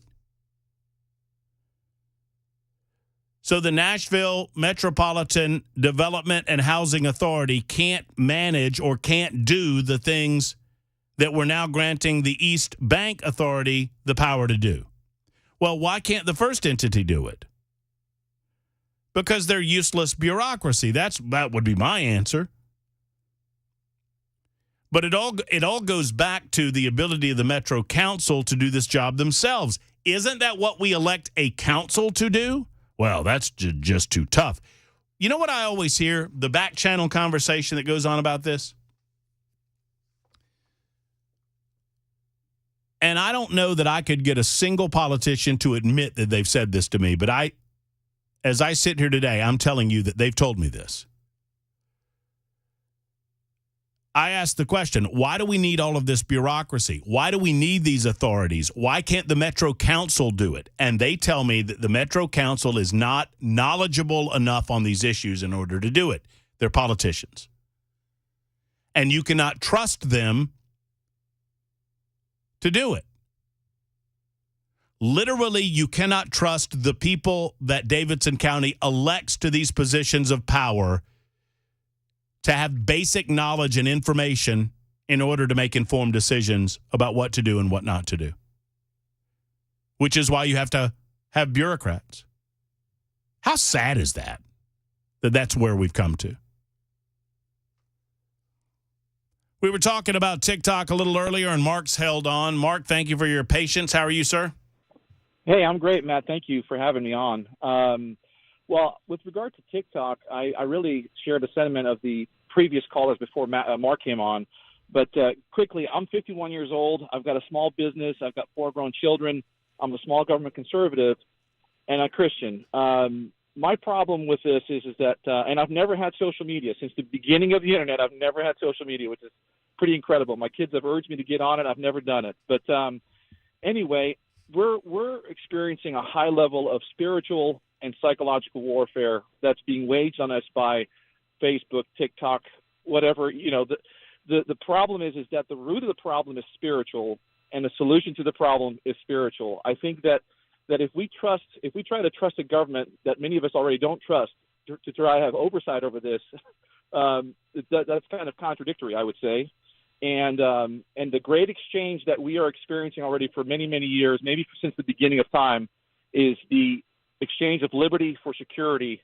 And I would argue that the sense of security that they're offering is not even real security. I think if we trust the government to step in and do these things for us, then we are selling, quote unquote, our soul to the devil. And I just really believe, Matt, that this is at the deepest level is a spiritual problem. I think we have to look at ourselves, and we have to really look at our families, our children, and ask the question of whether we want to participate or not. Again, I do get on the internet, but I have never, ever had social media, primarily because I firmly believe that it would be a the downward spiral for me potentially if I got on it. But anyway, I'll leave it at that. Well, and I appreciate those sentiments. You know, I agree with you that I wish that certain apps or certain social media sites would go out of business for a lack of business.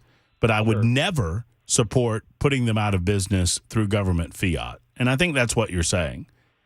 That's right. That's right, because it's a slippery slope. And you're just handing over more and more power. And like I said, my family immigrated from a socialistic country, and so I come with that background as well. And it's the Netherlands to be exact. And the amount of power that the government has there, and this is not just a problem, of course, here in the U.S. This is a worldwide problem. And social media platforms are just a great, let's say, communication platform to spread propaganda, to spread misinformation. We've all talked about this enough, but it's just, you have to have, again, the root is spiritual. The solution has to be spiritual. I vote for people to be elected that I hope can make the right choices and speak for me and my family.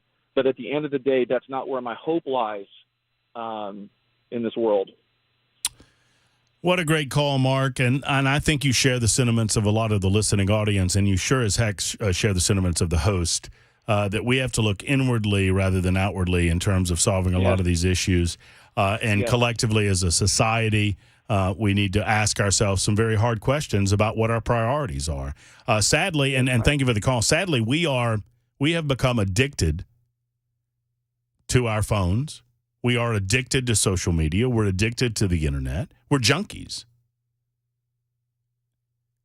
And part of the drug dealing is coming from China. And it seems like the government only wants to deal with it when they're in a good or prime position to take advantage of a situation so they can run home and crow about it. And I don't know that it's going to affect any change in national security threats. I can't get anyone to explain to me what the real and present danger of TikTok is right now. Well, they'll collect your information, Matt. Well, okay. All right, so one, if I know that up front, if I understand that certain aspects of my information will be collected, then how does that translate to national security threats? And I'm not being flip when I say that. I genuinely don't understand it. I've heard a lot of people talking about it on television. Well, there are national security threats. There are algorithms, you see, collect and gather your personal data and your personal information. Okay, well, one, they should be upfront about that. Two, that sounds like as much a hardware issue as a software issue. In other words, we could go to the phone companies and demand that the phone companies put some preventatives or firewalls in there to prevent these apps from snaking information that they ought not to get that I don't authorize. But thirdly, even if they do achieve what you question or you claim that they managed to achieve, how does that present a national security threat? To me. Algorithms, they say. That doesn't make any sense to me. I'm going to speak to some of our congressmen who voted in favor of this. And I've not seen the vote totals yet, but I'm going to look them up in just a moment. I'll let you know how our I would be willing to bet you that Green voted in favor of it. I don't think Desjardins voted. He was out today. I would be willing to bet you that Andy Ogles voted in favor of it. Tim Burchett, I would not venture a guess. Why do we want to give government more control over the free flow of information vis-a-vis the internet? And if the answer is national security, that's an acceptable answer. I'm willing to accept that answer. I am not willing to accept it on its face. I want to know more about what you're talking about.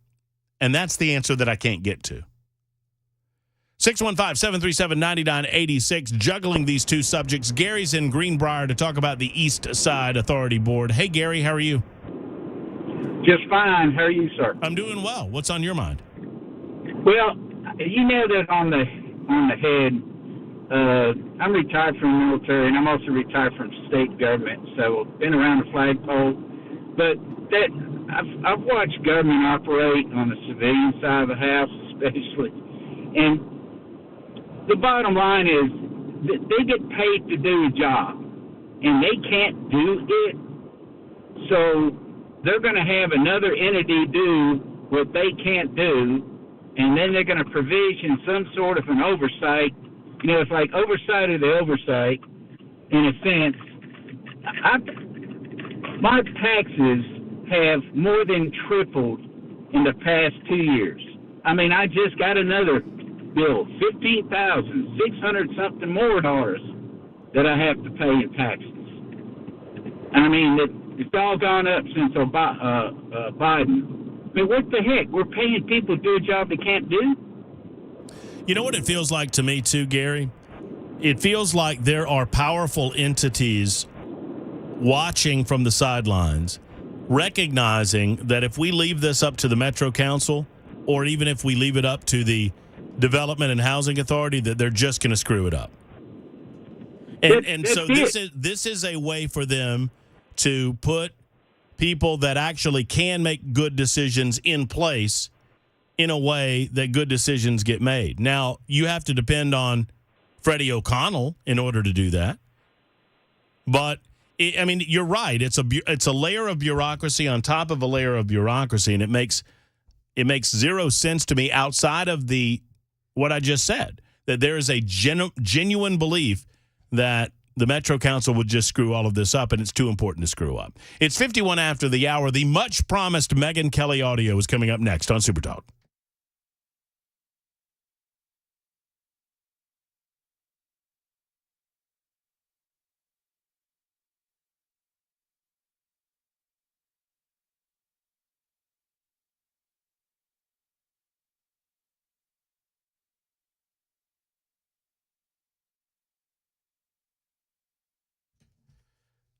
Hello, friends. Matt Murphy here, and I want to talk to you about your hair. How's it going? I mean, have you looked up there? Are you thinning a little bit?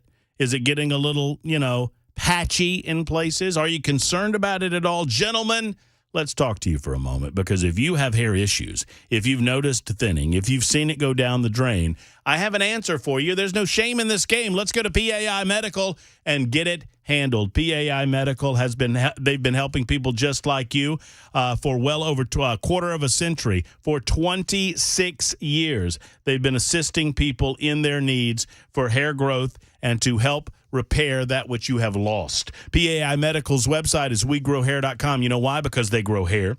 No one else has the procedures that they have, and their trademark procedures give you more hair in less time than anybody else on the market today. That means you save money. Their multi-unit hair grafting procedure is the only one in Middle Tennessee, in the state of Tennessee, and I want you to know about it. Let's schedule an appointment today. I'm going out to PAI later on today to get some of my preventative laser treatments, and I encourage you to stop by and say hello to me and say hello to the great crew at PAI Medical and We Grow Hair. WeGrowHair.com, or give them a call and schedule that appointment. 615-376-6010. 376-6010 for your private consultation today.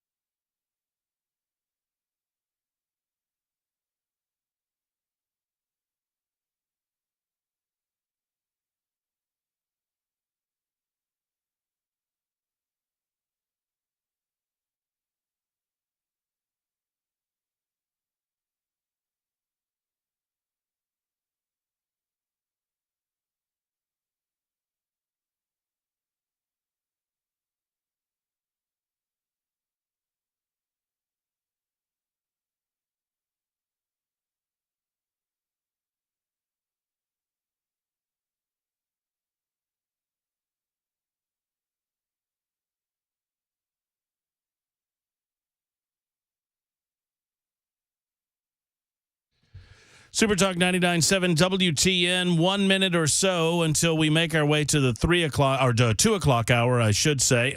That music means I will not be able to get to any of your phone calls. Brent, Kathy, Andrew, hang in there. Discussing TikTok, discussing Senator Mark Pody and his position on this East Bank issue. I promised Megyn Kelly this segment, but Bel K did not tell me that I did not have enough time, so it's his fault. No, it's not. It's Bel K's fault. No, it's not. We've not gotten to the Megyn Kelly audio just yet. But considering her last name, maybe we'll do so in the spirit of our discussion that's coming up in mere seconds regarding this weekend and Music City Irish Fest. That's on the way next on Super Talk.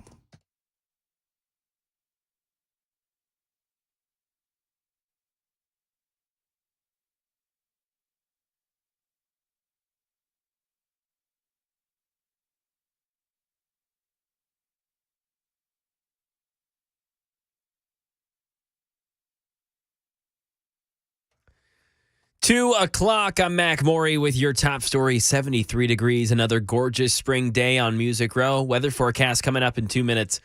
Federal prosecutors in Kansas City are charging 3 men connected to the deadly shooting at the Chiefs' victory celebration last month. Here's Alex Stone. In 2 criminal complaints unsealed, 3 men are charged not with firing weapons in the shooting, but with gun trafficking linked to weapons recovered at the scene. Prosecutors say 12 people had guns during the mass shooting at the end of the Chiefs' victory celebration, and at least 6 of them fired their guns. The 3 men are not accused of shooting, but being the source of some of the weapons, including AR-15 style guns found in a backpack. Right now at the state capitol, another bill dealing with safety in schools. Channel 4 says it rolls back the automatic expulsion requirement for a student who threatens mass violence against a school. This new bill adjusts the zero tolerance policy to suspension while school officials determine the validity of the threat before total expulsion. In a warning to TikTok, House lawmakers overwhelmingly passing a bill banning the popular app unless its China-based parent company divests within 6 months. Lawmakers worried about national security. The measure now heads to the Senate. Jay O'Brien. TikTok is mounting an aggressive lobbying effort. They are focusing on the Senate where this bill is now, and they're bringing creators to Capitol Hill to try to speak to lawmakers and say that they do not want any action taken against this application. The final House vote, 352 in favor, 62 against. That is the latest news. Weather's next. I'm Mac Maury, WTN News.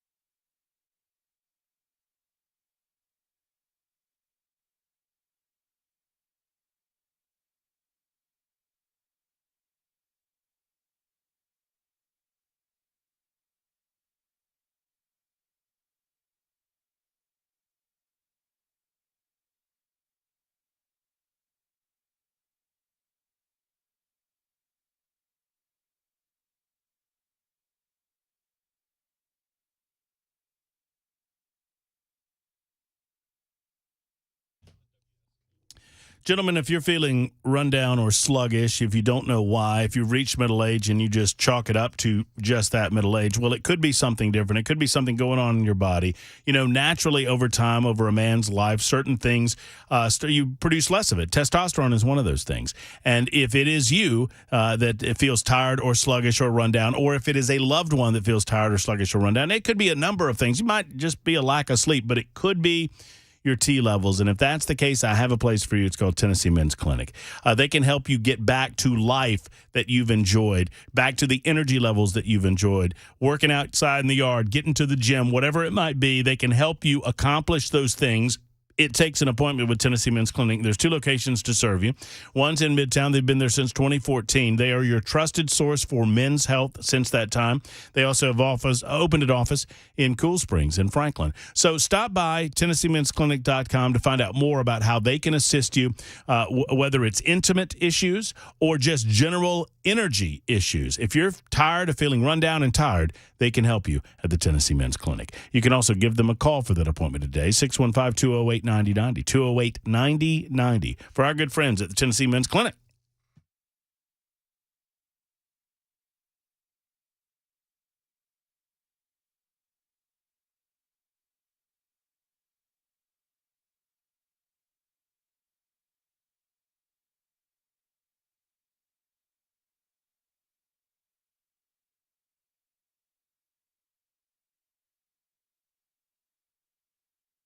Here we are, and here we go.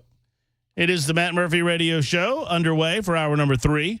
It's been a crazy, frenetic day, but that's okay. That's what we love. We've got lots more to deliver to you, including delicious Megyn Kelly audio that we've only been promising for the last 2 days. That will be coming up at 2:30 promptly. Well, no, actually, Mac Morey will have our newscast at 2:30. That will come up at about 2:35 promptly. We promised it, but you breached it. Well, it's your fault. No, it's not even remotely my fault. It is. I have been begging you to play this audio since the start of yesterday's show. I'm a lowly host. I have really no talents other than people point at me and say speak, and I blather.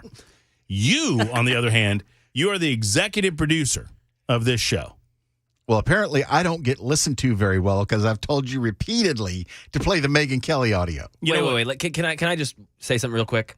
Hey, Mac. Hey. How are you, buddy? I'm good. Hey, we're about to talk about Music City Irish Fest. You want to pay attention to this because if you're looking for something to do this weekend, I have it for you. Anyway. And I am Irish. Yeah. What do you got? Bell's fault. Here you go. Okay, you do this interview, and I'm going to go back there and kick his ass. Well, okay, then. Our good friend Brenda Willis is in the house with us. Hopefully, she's got her microphone on over there. You know what I wish for you? I can't see it because of my laptop. Otherwise, I wouldn't bring this up. But the one and only job that you currently have right now, Bell, is to turn that mic. Is reminding you about Megyn Kelly audio and the Megyn Kelly audio. But Brenda Willis is joining us in studio to talk about all of the activities that are going on this weekend and everything Ireland, generally speaking. And it's always a delight to have you in studio. It's lovely to be here. How are you? I'm fine. Hey, Brenda. Hey, Matt. What's going on in your world? Everything Irish? Hey, look, I think some of your children are here. Oh, boy, they better behave and be quiet out there. And there we're on the radio. There they are. So it's that time of year again, huh? It is, and it's so exciting. It feels like just last year we were talking about the Music City Irish Fest. It comes every year, same time. Do you know the date of St. Patrick's Day? The date of St. Patrick's? The date of St. Patrick's Day. March 17th? So many people don't know that. Really? They know it comes up, and they're like, yeah, St. Patrick's. When is that? Yeah, March 17th, for those that don't know, is St. Patrick's Day every year. I like it as a holiday. I like the holidays that stay on the day, and they say to hell with the day of the week. Yeah. This is our day. St. Patrick's Day, some those that float, and it's always a Monday. I don't care for those. But these days, I love them. And we happen to be on a Sunday. We do. This year, but that means that we celebrate all weekend long. The whole weekend. Actually, we're celebrating the whole rest of this week. Okay. Do you want me to give you a quick rundown? I want to know what the heck's going on in the Music City. All right. Well, first of all, last night was a sold-out show at the Station Inn with Tim O'Brien. Blew my mind. I know he's a great musician. I know he's a great singer. He's such a talented songwriter. But he just blew my mind last night. And tonight, he's doing a special emphasis on Irish friends. So like pipes and fiddles and all these amazing Irish friends are going to be showing up tonight to play with him at the Station Inn. So definitely check out Tim O'Brien at the Station Inn tonight. We've also got Claire Cunningham at the City Winery tonight. Do you know Claire? I don't. Oh, she's amazing. Should I? You should. She's should. local here. Okay. She's from Ireland, but she's an incredible singer-songwriter. Mm-hmm. She played on the Grand Ole Opry for me last year. She was amazing. See, this is why I like having you in, because you teach me new things about local folks. Oh, she's amazing. And she's where tonight? She is at the City Winery tonight. Okay, very good. Yes. Wonderful facility. Yep. Now, tomorrow, we're going to go to a whole different genre. We have the Irish tenors with the Nashville Symphony. Love it. At the Absolutely Symphony Center. love I it. know. We're very excited. Are you going to that show? I am not. I wish I could. Oh. I had a pre-existing engagement that prevents me. You asked me about it, and unfortunately, we can't be there. I wish that I could, because that's right up my alley. Oh, that's so I cool. love that. The symphony's great. If you've never been to the symphony, folks, you got to go. And this particular show is going to be tip-top. Yeah, it's going to be amazing. Friday, a couple of my favorites. Have you been to the new little place called Glass House? It's over there near Geodis Park. I don't think I have. It's an amazing little glass blowing studio that opened recently, and they have a bar in there, and they have a cafe, and they have glass blowing demonstrations. By the way, can I interrupt you for a second? The background activity that's going on is fascinating to me. I have no idea how, but Chris is managing to go. Is that one of yours? Whose is that? Who does that one belong to? Those are two of my children. Those are both of yours, and she is somehow communicating with the two youngsters through the glass, and directing. I mean, you've trained these youngins pretty good there, Brenda. Listen, this is not chaos compared to having all 12 of them in the same room. Well, I would imagine so. What are can you do the ages right now off the top of your head? Yes. I mean, just rattle them all. A lot of people will be like, "Can you even say all the names in a row?" I can. Do you want me to? I do. Jessica, Jeremiah, Jennifer, Jeanette, Jackson, Jedi, Jasmine, Julie, Jamie, Joy, Jaker, Jada. I feel like you've trained. Well, I mean, you had them, so the funny thing is when I'm trying to call one of them, I always say the wrong name, so I can say them in a row easier than actually call them by the correct name. Was that the action plan from the beginning to do all J's? No. The action plan was 12. The action plan was not all J's. That came at number 5. Wait, so you decided to have 12 children before you got into the middle of it? Yes. Wow. Why? So all J's, that came later. It came later. Well, yes. I think it makes it easier for you to rattle them all off, right? I don't know if it's easier or harder, but yeah. Anyway, we got two with us right outside of the studio right now, and they're acting like teenagers, which is pretty funny. They're probably what they are. They better be on TikTok, because the government's going to shut that down. No. Not on TikTok. No TikTok? No. Do you allow social media at all? Not for the kids. I don't blame you. I don't think it's good for the adults, much less the kids. No, it isn't. That's the only really reason I weird do it is that because I a have to parent market a would festival. Stop. A parent something would like actually parent? Yeah, that's how do you? Belle said it's odd that a parent would actually, I don't know, parent. It their is what we're children. supposed to do. It's in the job description, so we get paid to do, right? I agree with that. But back to the Irish music. All right. Music. So what do we have? Tomorrow night is the Irish Tenors. Yeah, okay. Then Friday we were talking about Glass House. They're doing glass blowing demonstrations. We're going to have music in there. And did you ever see Celtic Woman? I have. Okay, so Chloe Agnew was one of the founding members. She was very young when she started. We have Chloe Agnew playing on Friday at Analog. Very excited to see Chloe. And then Saturday we have a parade in the 5 Points area. Isn't that and convenient? if you want to spy the mayor, he is going to be the Grand Marshal of the Irish Parade in 5 Points on Saturday morning at 10 o'clock. Was Cooper Irish? Yes. And O'Connell, I mean, you got to Very. figure that he's very Irish. Yes, he is. He's Man, very oh, man. supportive. I mean, well, I would expect. Yeah. That, I mean, how in the world? Is Briley Irish? I mean, that's the question: is how many Irish mayors have we had in the city of Nashville? It just makes sense that we would have one of the finest festivals celebrating Irish There you heritage in the United States of America. There you go. So Freddie O'Connell will be your Grand Marshal. Yes, and we have a bunch of other places celebrating things on Saturday. So Assembly Food Hall is going to have some stuff going on. Friends in Low Places, Garth Brooks' new place, is going to have some Irish stuff going on. The Franklin Theater has a beautiful show called Erin, A Taste of Ireland, Saturday, Sunday matinee, and Sunday evening. And the Wilson County Performing Arts Center also has some stuff. You know, it occurs to me, and I might have asked you this last year. Maybe we didn't know each other well enough then. I'm afraid. But no. It's all good. So, and I've thought of this. There's a delicate balance between, and maybe you haven't considered this, and maybe you don't care. I don't know. I don't want to put thoughts in your head. But it would seem to me that there's a balance between celebrating and exploiting. Is that the right word? Like, in other words, so many places decide that they're going to be big places for St. Patrick's Day just on St. Patrick's Day. They do the same thing with Cinco de Mayo, for example. And here comes the green, and here come the pictures of the leprechauns and all of this nonsense. And for someone whose heritage, whose roots are in Ireland, for someone who brought someone who lives in Ireland, who's standing in the studio right now, right? It occurs to me to ask you this: does that balance? Does it ever tip in a way that you're like, that's a little too much? I mean, because there's stereotypes and almost, in a sense, I don't want to say exploitation of the culture, but it kind of is exploitation of the culture. It absolutely is. I have a very nasty phrase that I use, and I can actually say it on the air. Okay. It's a green beer event. That's not a nice thing for me to say. So if Brenda says that's a green beer event, that means that these are glommers on that are just putting some food coloring in their beer and think that makes them Irish. Yeah. So here's the thing. I do not mind that 136 million people in America want to celebrate St. Patrick's Day. Right. And many of them don't know how to do it. All they know is wear green, drink beer, drink green beer. That's okay. But what people like me, people like all the other culturally authentic the beautiful venues, Chris, who's in our studio right now. Mm-hmm. What we try to do is bring you for the wrong reason and have you stay for the right reason. Mm-hmm. You may come thinking, hey, I'm going to drink green beer and I'm going to what, but then you discover some really amazing Irish music that's culturally authentic, or some Irish dancing, or some author, or some show, or something, and then all of a sudden you see, whoa, it's really deeper than I thought it was. Oh wow, I might be Irish. Oh wow, I want to go visit this country. And so during this time of year, even if it's celebrated incorrectly and maybe a bit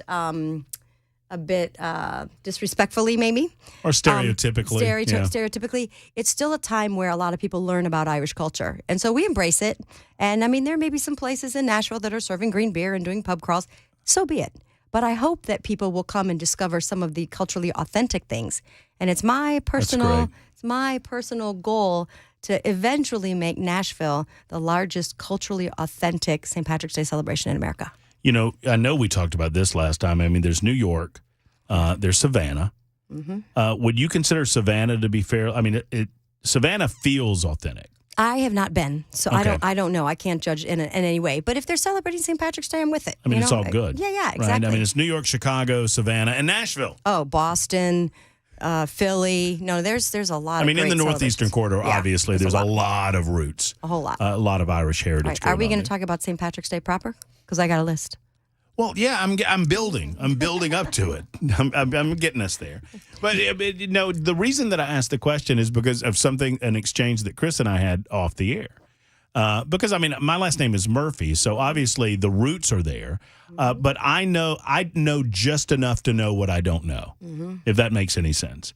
And I want to know more. Yeah. And so when Chris asked me if I've ever been to Ireland, and I said, well, just to Dublin. And because I knew. Yeah, we both rolled our eyes. Didn't we? Right. Because anybody that's been to Ireland's been to Dublin. And most often they've only been to Dublin and not been to Ireland, which you get outside of the city and it becomes more and more off. Yeah, I know that's a rookie move. That was me. That was me, by the way. That wasn't Somebody didn't. that wasn't the guest. That was the host. But you get outside of Dublin. You get outside of the city and it's the world changes. Yeah. I mean, it's all green, don't get me wrong, but the world changes. But, like, they care about the land and the sheep and the music, and there's a certain, like, connection to the land and the people and the stories and the music that happens out in the countryside, from Galway up through Mayo into Donegal, down to Cork and through the Midlands. It's absolutely amazing. How big of a topographical area is Ireland? Do you have any comparison to the States? Do you know? Well, it's about and it's kind of a curveball. It's just under 6 million people. I know that. Right. And I think top to bottom, you can drive the whole thing in 6 hours or less. So that gives you some okay, idea. That gives you East gives you a to sense. west, it's about 2.5. That's about it. From Dublin all the way to Galway. It feels like it's one of those places. One of the reasons that I want to get to the backcountry of Ireland is because I think for the first couple of days, because I recognize my shortcomings And I think I would be completely freaked out because there's not constant stimulus. Well, there is, but it's a different kind of different stimulus. kind, yeah. Right? So there's not the constant, the telephone, get rid of that, get rid of television, get rid of all of these things that provide this just constant flow of crap coming into our brains. And I think there would be a certain level of detox that would have to go on to truly appreciate a country like Ireland. I mean, can you imagine playing golf out there? Yes, I can imagine. That would be a very great detox. If for you can see it, you can be it. Yeah, no, I think it would be awesome for you. And for everyone. And you do, and for those that don't know, Brenda, you facilitate trips all the time over to the mother country, as it were. I do. I'm heading over in May. I'll be gone for almost a month, and then I'm heading over again in September. Yeah, I enjoy it very much. And I was over in January to speak at a conference. Oh, there's conferences in January. Oh, yeah. That's what I hear. I hear Killarney will have a pretty important conference coming up in January. I cannot wait for you to see Killarney. Might be some local hosts. Very possibly. I would love to do my show from over there. Wouldn't that be awesome? Wouldn't that be cool? That'd be so cool. I think modern technology might allow that to happen. I don't know. I think you're right. I think I would have to get up in the middle of the night. What is it, 8 hours? 6 hours? Well, at the moment it's 5, but it's about 6 hours. 6 hours? Normally. It's the same, yeah. All right, so you see how I did that? First segment, we built up to St. Patrick's Day. And when we come back from this break, Brenda's going to tell us everything that's happening on St. Patrick's Day to celebrate Music City Irish Fest this weekend in the Music City. We'll be back in a moment with Brenda Willis on Super Talk 99.7 WTN.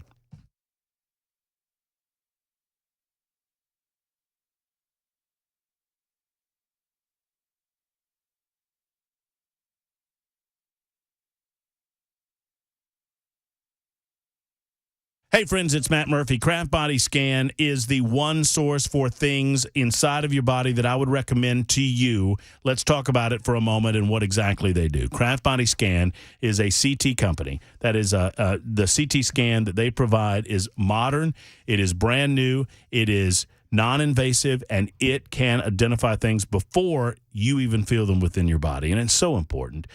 In terms of preventative, I mean, we far too often in American society, we deal with things after they happen or after we feel symptomatic or after we've gotten to a point where it's far more dangerous in our lives. What if I told you that for $149, not just you, but a loved one, a spouse, a significant other, a brother, a sister, you can go as a couple to Craft Body Scan. Now, these scans are normally about $1,300, a little more than $1,300, and right now, $149 for two can provide you the peace of mind. They'll scan your heart, they'll scan your lungs, make sure everything's going A-OK. The scans only take about 5 to 8 minutes. You'll get a consultation beforehand, and you'll get a complete review of results and findings after the fact.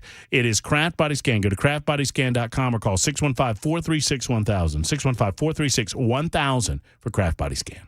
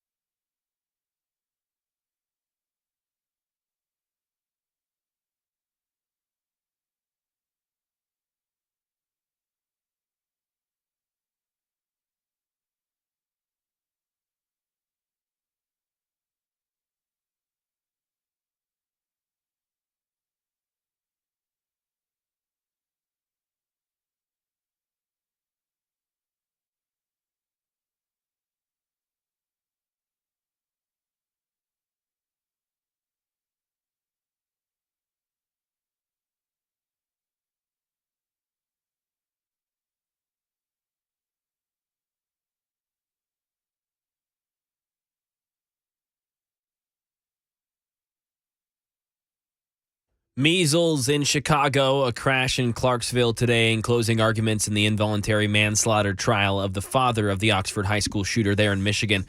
We'll have it all 2:30 Super Talk 99.7 WTN. Thank you much, Mr. Morey. It's 2:25 right now. Super Talk 99.7 WTN, deviating away from the world of politics. A lot going on. There were 6 charges in the Trump Georgia trial dropped. And that's good news for Donald Trump and some of his co-defendants. We've been discussing that. We've talked about the decision on the part of the House of Representatives to put an ultimatum on TikTok, a social media platform, discovering that a government big enough to kill TikTok is big enough to kill you. That's all I'll say about that for now. And we've deviated away from that to talk about some fun things that are going on this weekend with Music City Irish Fest. It's already started, right, Brenda? I mean, it started. Has indeed. It started yesterday. Yeah, we're doing a whole week of All Irish week long. celebration. Yeah. How many people have you personally seen come in from Ireland Oh goodness, hundreds. for this week? for this week. For this week, we have a handful, maybe 20 or 30. you told me there was an actual representative from the Irish government that was here. Yes. That's pretty cool. It's very cool. So basically the Prime Minister of Ireland is called the Taoiseach. Say that word. Taoiseach. Taoiseach. And underneath the Taoiseach is a cabinet, and there's all these ministers, and they have they're given responsibilities. And they sent the minister. Wait, no, that's not his name. That's what he's called. That's what he's called. It's that's his office. His name is Leo Varadkar. Uh-huh. Anyway, underneath him is all these ministers, basically his cabinet, and the minister, Catherine Martin, was here. And So she that's represents kind of their version of secretary, right? We call Maybe. it, secretary this, secretary that. It's Yeah, minister yeah, this, yeah. minister that. I think so, yes. You know yeah. what I'm saying? Yep. Okay. And anyway, it was the first time the Irish government has actually sent a minister here to celebrate St. Patrick's Day, and we just opened an honorary Irish consulate in Nashville. Oh, well, that's cool. That's a huge deal. And where were you in charge of taking the minister around? Well, I got the privilege of taking her to the Grand Ole Opry on Saturday night. That was a whole lot of fun. What was, do you remember the show that the minister saw? Oh, I remember the show very well. We got to see Sam Bush and Stephen Mugin. We got to see Old Crow Medicine Show, the Oak Ridge Boys, Don McLean. Do you know Don McLean? You know, American Pie. Uh-huh. That was his Opry debut on Saturday night. Well, I mean. And we were all like, what? He goes, I know. How come I've never played? I don't know, but I'm here now. And I think we sang American Pie for 12 minutes straight. Well, the old soul country music fan in me would say, well, that's because Don McLean is not country music. He's rock and roll. Oh, yeah. Okay. Good point. But you know what? Those things have kind of blended together It was fantastic, though. It was a great night. And the minister loved jealous. it. It was amazing. I love awesome. Old Crow. Yeah. Oh, I know. You know what's really funny? So there's an artist in Ireland called Nathan Carter. Great, good looking, great singer, just a lot of charisma. He's fantastic. But he always sings Wagon Wheel. And everybody in Ireland thinks Wagon Wheel is his song. So Old Crow Medicine Show was on. I was like, oh, no, this is perfect. I was like, ladies, there was a whole entourage with her. I was like, ladies, this is a very important moment for you. You need to understand that Nathan Carter did not write Wagon Wheel. This band did. So I took videos of them listening to Old Crow singing Wagon awesome. Wheel. It was just a funny moment, but we just had such a great time. It was awesome. And so let's talk about what's coming up this weekend. I'm very excited. We kind of led up to the events of St. Patrick's Day. Talk to me about what people can expect if they're out and about. So there's a very special show at 3rd and Lindsley. If you remember anything, and you're probably too young to know, but back in the day, there was an amazing band called Tommy Makem and the Clancy Brothers.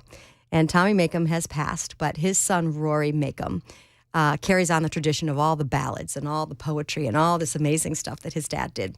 And he will be performing at 3rd and Lindsley. And then my children will also be doing a show at 3rd and Lindsley with him. So it'll be Rory Makem and some of the Willis children. The Willis folk will be there. A few of them. That's doing a very their rare. business. It's a very rare thing because we don't perform very much anymore. They've been on stage a time or two. A time or two. They but know anyway, their way around a it's going to be stage. a lot of fun.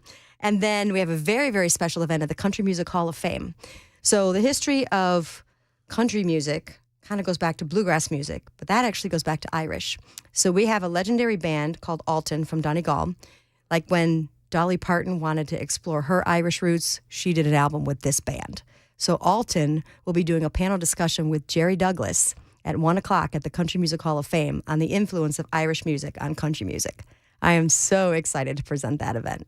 That is so cool. Well, I think if you combine the Irish and Scottish culture, and you have Southern culture. Yeah. I mean, honestly, It's it's Scotland, it's Ireland, and I mean, anywhere you go, everywhere you go in the Southeast, you will find the remnants of everything that came with. Yeah, when the minister was here at the Opry Square dancers were up. And I was saying, does that look familiar at all to you? Of course it does. And they were like, oh my goodness. We're like, yeah, this is where this all came from. All our culture Old school really buck comes. dancing? It was absolutely. Oh, that's so cool. So we also got to partner with Geodis Park, our soccer stadium. And so we have a huge thing going on out there. We have music, we have dancing, but we're incorporating the sports. So there's Irish sports, hurling. That doesn't mean what you do after you drink too much. It is an actual sport. Hurling is a sport on Lower Broadway every weekend. No, not that sport. But there's going to be sports demonstrations of hurling games. Isn't hurling, that's like the tossing telephone poles, right? No. Do you know what I'm talking about, though? Yes. That's not hurling? Isn't that called caper tossing or something? I don't know. You know what I'm talking about, though? I do, but that's not what this is. The guys in the kilts and they, No, that is not what we're doing. You know what you're getting into on this show, by the way. Yes, Don't look at me. Don't give me that look. I do. I'm going to give it back to you as well. I'm gonna look up hurling. Okay. While you're Good. talking. It's called the fastest game on grass. And it's kind of like a baseball and a stick called a hurley. And you run it, you smack it, you make goals on either ends, and they don't wear any padding. Okay, it's kind of like lacrosse. Yeah, it looks a little like lacrosse. Yeah, but it's anyway. Come out to Geodis Park on Sunday and see some demonstrations. I already love it. It's a less French version of lacrosse. There you go. We've got a great group of musicians going to be out celebrating at Yeehaw 6th and Peabody. Yeah. Oh yeah. We are going to have so much fun. I mean, there's just a little bit of something for everybody. Absolutely. Over the weekend. Absolutely. Is there a place that people can find this information, because we've been coming at them fast and furious? MusicCityIrishFest.com. MusicCityIrishFest.com. Where are you going to be? I'm going to be at all of them that I possibly can. I'm going to be running from one to the other. Yeah, I'm going to be taking care of everybody. I love all my artists. I love taking care of them. It's so much fun. Do you know who, and obviously Old Crow made it famous, do you know who wrote Wagon Wheel? I did. Chris, do you know who wrote Wagon Wheel? I can't remember. Who is it? Bob Dylan. Bob Dylan. Yeah, somebody. I knew that in my head, but I. And yeah. by the way, I would love to take credit for that, but 1,050 super texters are telling me that on my super text line that Bob Dylan wrote Wagon Wheel. That's pretty cool. But awesome. yes, they made it obviously famous, Old Crow made it famous, and now what was the artist's name? Nathan Carter. Who sings it over there? Yeah. And gets all the credit for it. Yeah. Oh, whatever. Old Crow gets the credit for it over here. So yeah, no, it's fantastic. We are going to have so much fun. We've had some great support from the Irish government and other places. Like, if you want to know all about Ireland, go to Ireland.com. They've supported us. Culture Ireland brings the artists out. The Immigrant Support Program gives us support. All these different amazing places. Even our airport and Visit Music City. Of course, Guinness is one of our sponsors. Is this something that I want to talk about? Do you want to talk about it? I mean, I can't. I don't have a lot of time. I got to get to the news, but I mean, I can. Well, we are very excited. We are having a conference called Your Roots Are Showing. It's a folk music conference in Ireland. Next year will be year 3. We have grown, more than doubled each year, and we are looking forward to having it in Killarney. You're inviting people to come. We're inviting people to come. You can go to showingroots.com? Showingroots.com. To find out more information about that. Well, very good. You can hear a lot of great music and learn a lot about folk music and international travel. Brenda, you know how much I love having you in. It's so much fun being here. You can come any time of the year, not just in March. We'll think of some other reasons. I will see you this weekend. Sounds great. All right. Thanks, Matt. And one more time with the website for folks that want it. MusicCityIrishFest.com. That's as easy as it gets. MusicCityIrishFest.com. 2:34. I am late. I apologize to the very Irish Mac Morey. He has the newscast right now on Super Talk.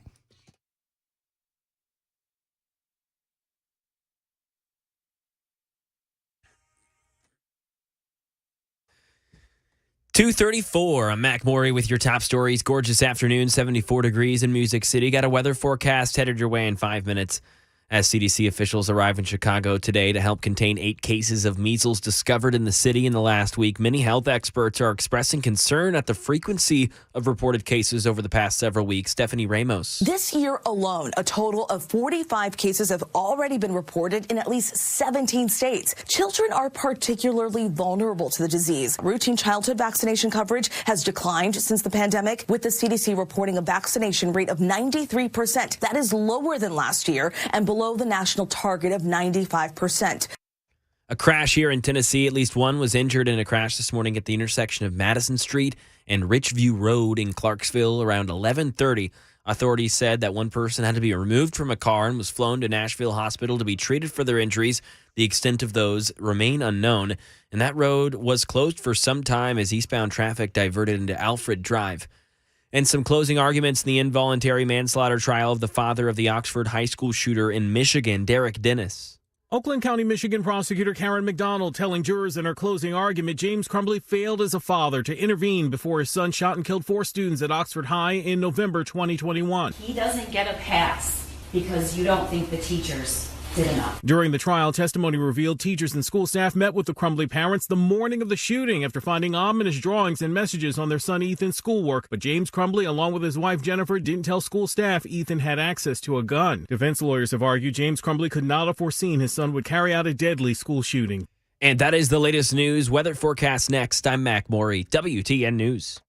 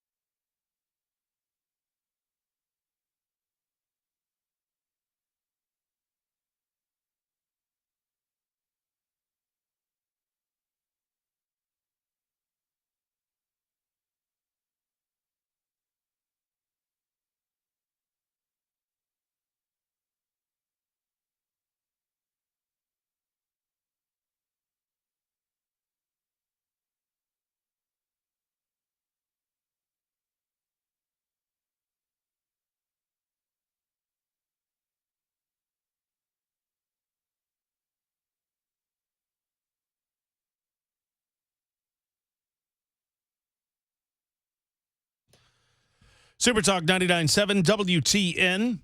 Hey. Matt Murphy. Hey. Excuse me. Hey.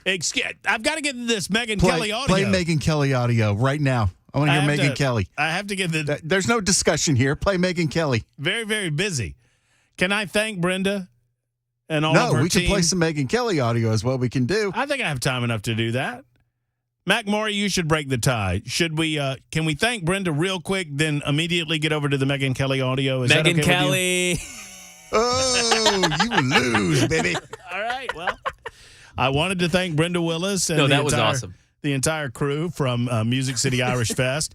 They are responsible for coordinating so many of the Irish and St. Patrick's Day activities that go on and around St. Patrick's Day, and we appreciate having them in. And they also are responsible for sending so many people over to Ireland. Anyway, one way or the other, we'll continue talking about that throughout the course of the week. Megyn Kelly absolutely destroyed. Absolutely destroyed. Pardon me, Megyn. Don't talk yet.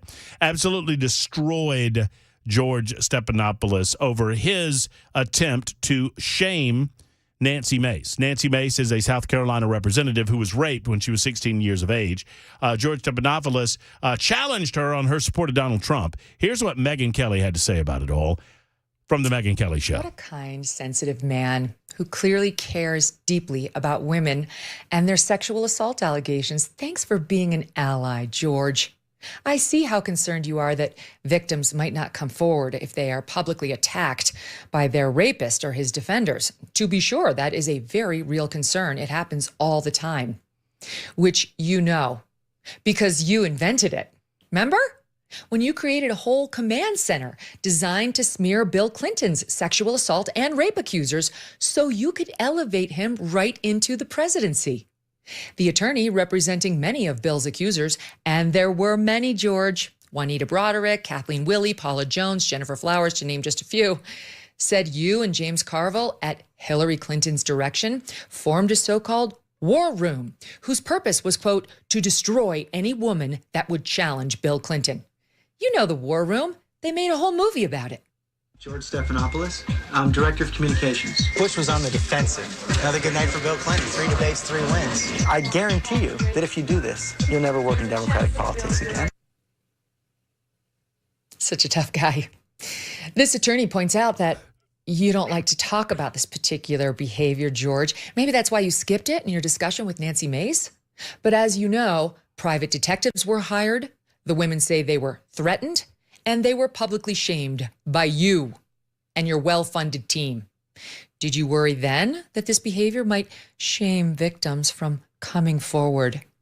You admitted in your own memoir that Hillary Clinton told you about one accuser, quote, we have to destroy her story. Did you object? Did you say, that's shaming? No. In fact, you later described yourself as Bill Clinton's, quote, enabler. But sir, how could you have enabled and defended a man like this, accused by multiple women of sexual assault, rape, and harassment? Which brings us to Paula Jones. You were Clinton's attack dog when Jones came forward claiming Bill Clinton had exposed himself to her. That when he was governor of Arkansas, he summoned her through state troopers to a Little Rock, Arkansas hotel room and took out his penis, a charge Clinton denies, just as Trump denies E. Jean Carroll's allegations against him. What do you think he wanted done with that thing, George? Just a little show and tell? Jones was poor, a graduate of secretarial school, and worked for the state. She had no power, no connections, and he was the sitting governor. She didn't go to Columbia and Oxford and become a Rhodes Scholar like you, George. She was a nothing to you. Your buddy Carville immediately went after Ms. Jones, infamously saying, if you drag a $100 bill through a trailer park, you never know what you'll find. And you? Did you defend Paula Jones, saying, we don't shame accusers, that's wrong? No. You compared Jones to Tanya Harding as, quoting here from the New York Times, just another woman seeking cash for telling a tabloid tale. Fire up that war room, George, and destroy her. Bill Clinton would ultimately pay Paula Jones almost $1 million to settle her civil suit against him. And you remained Team Clinton all the way. To say nothing of Juanita Broderick's rape allegation or Kathleen Willie's allegations, and more. But now you, quote, don't understand how Nancy Mace can support a man found liable for sexual assault of one woman 30 years ago in a civil trial in which the burden of proof is just 51% likely. My God, how did anyone at ABC think this was a good line of inquiry for George Stephanopoulos, of all people, to pursue? That is an incredible 4-minute commentary by Megyn Kelly, an absolute destruction of George Stephanopoulos, and every single person in America should hear it. Megyn Kelly nukes him, and he deserves every bit of this and more. This pointy-headed elitist, New York City elitist, who has done far worse than any of us could possibly imagine in terms of destroying women, who stepped forward and courageously attempted to detail their accounts over what happened to them at the hands of Bill Clinton. And Megyn Kelly reminds us of George Stephanopoulos and his complicity to all of it, with all of it, to the point that he, along with James Carville, they were the point guys in destroying these people for doing nothing other than telling their story. And then he has the unmitigated hypocritical gall to sit there and say, I'm not shaming anyone. I just can't believe you can support this man considering what you've been through. You support Bill Clinton, dude. You support Bill Clinton and always have. Heal thyself, doctor. Good job by Megyn Kelly. We'll talk to the great Brian Wilson in a moment about what's coming up on The Drive. It's The Murphy Show on Super Talk 99.7 WTN.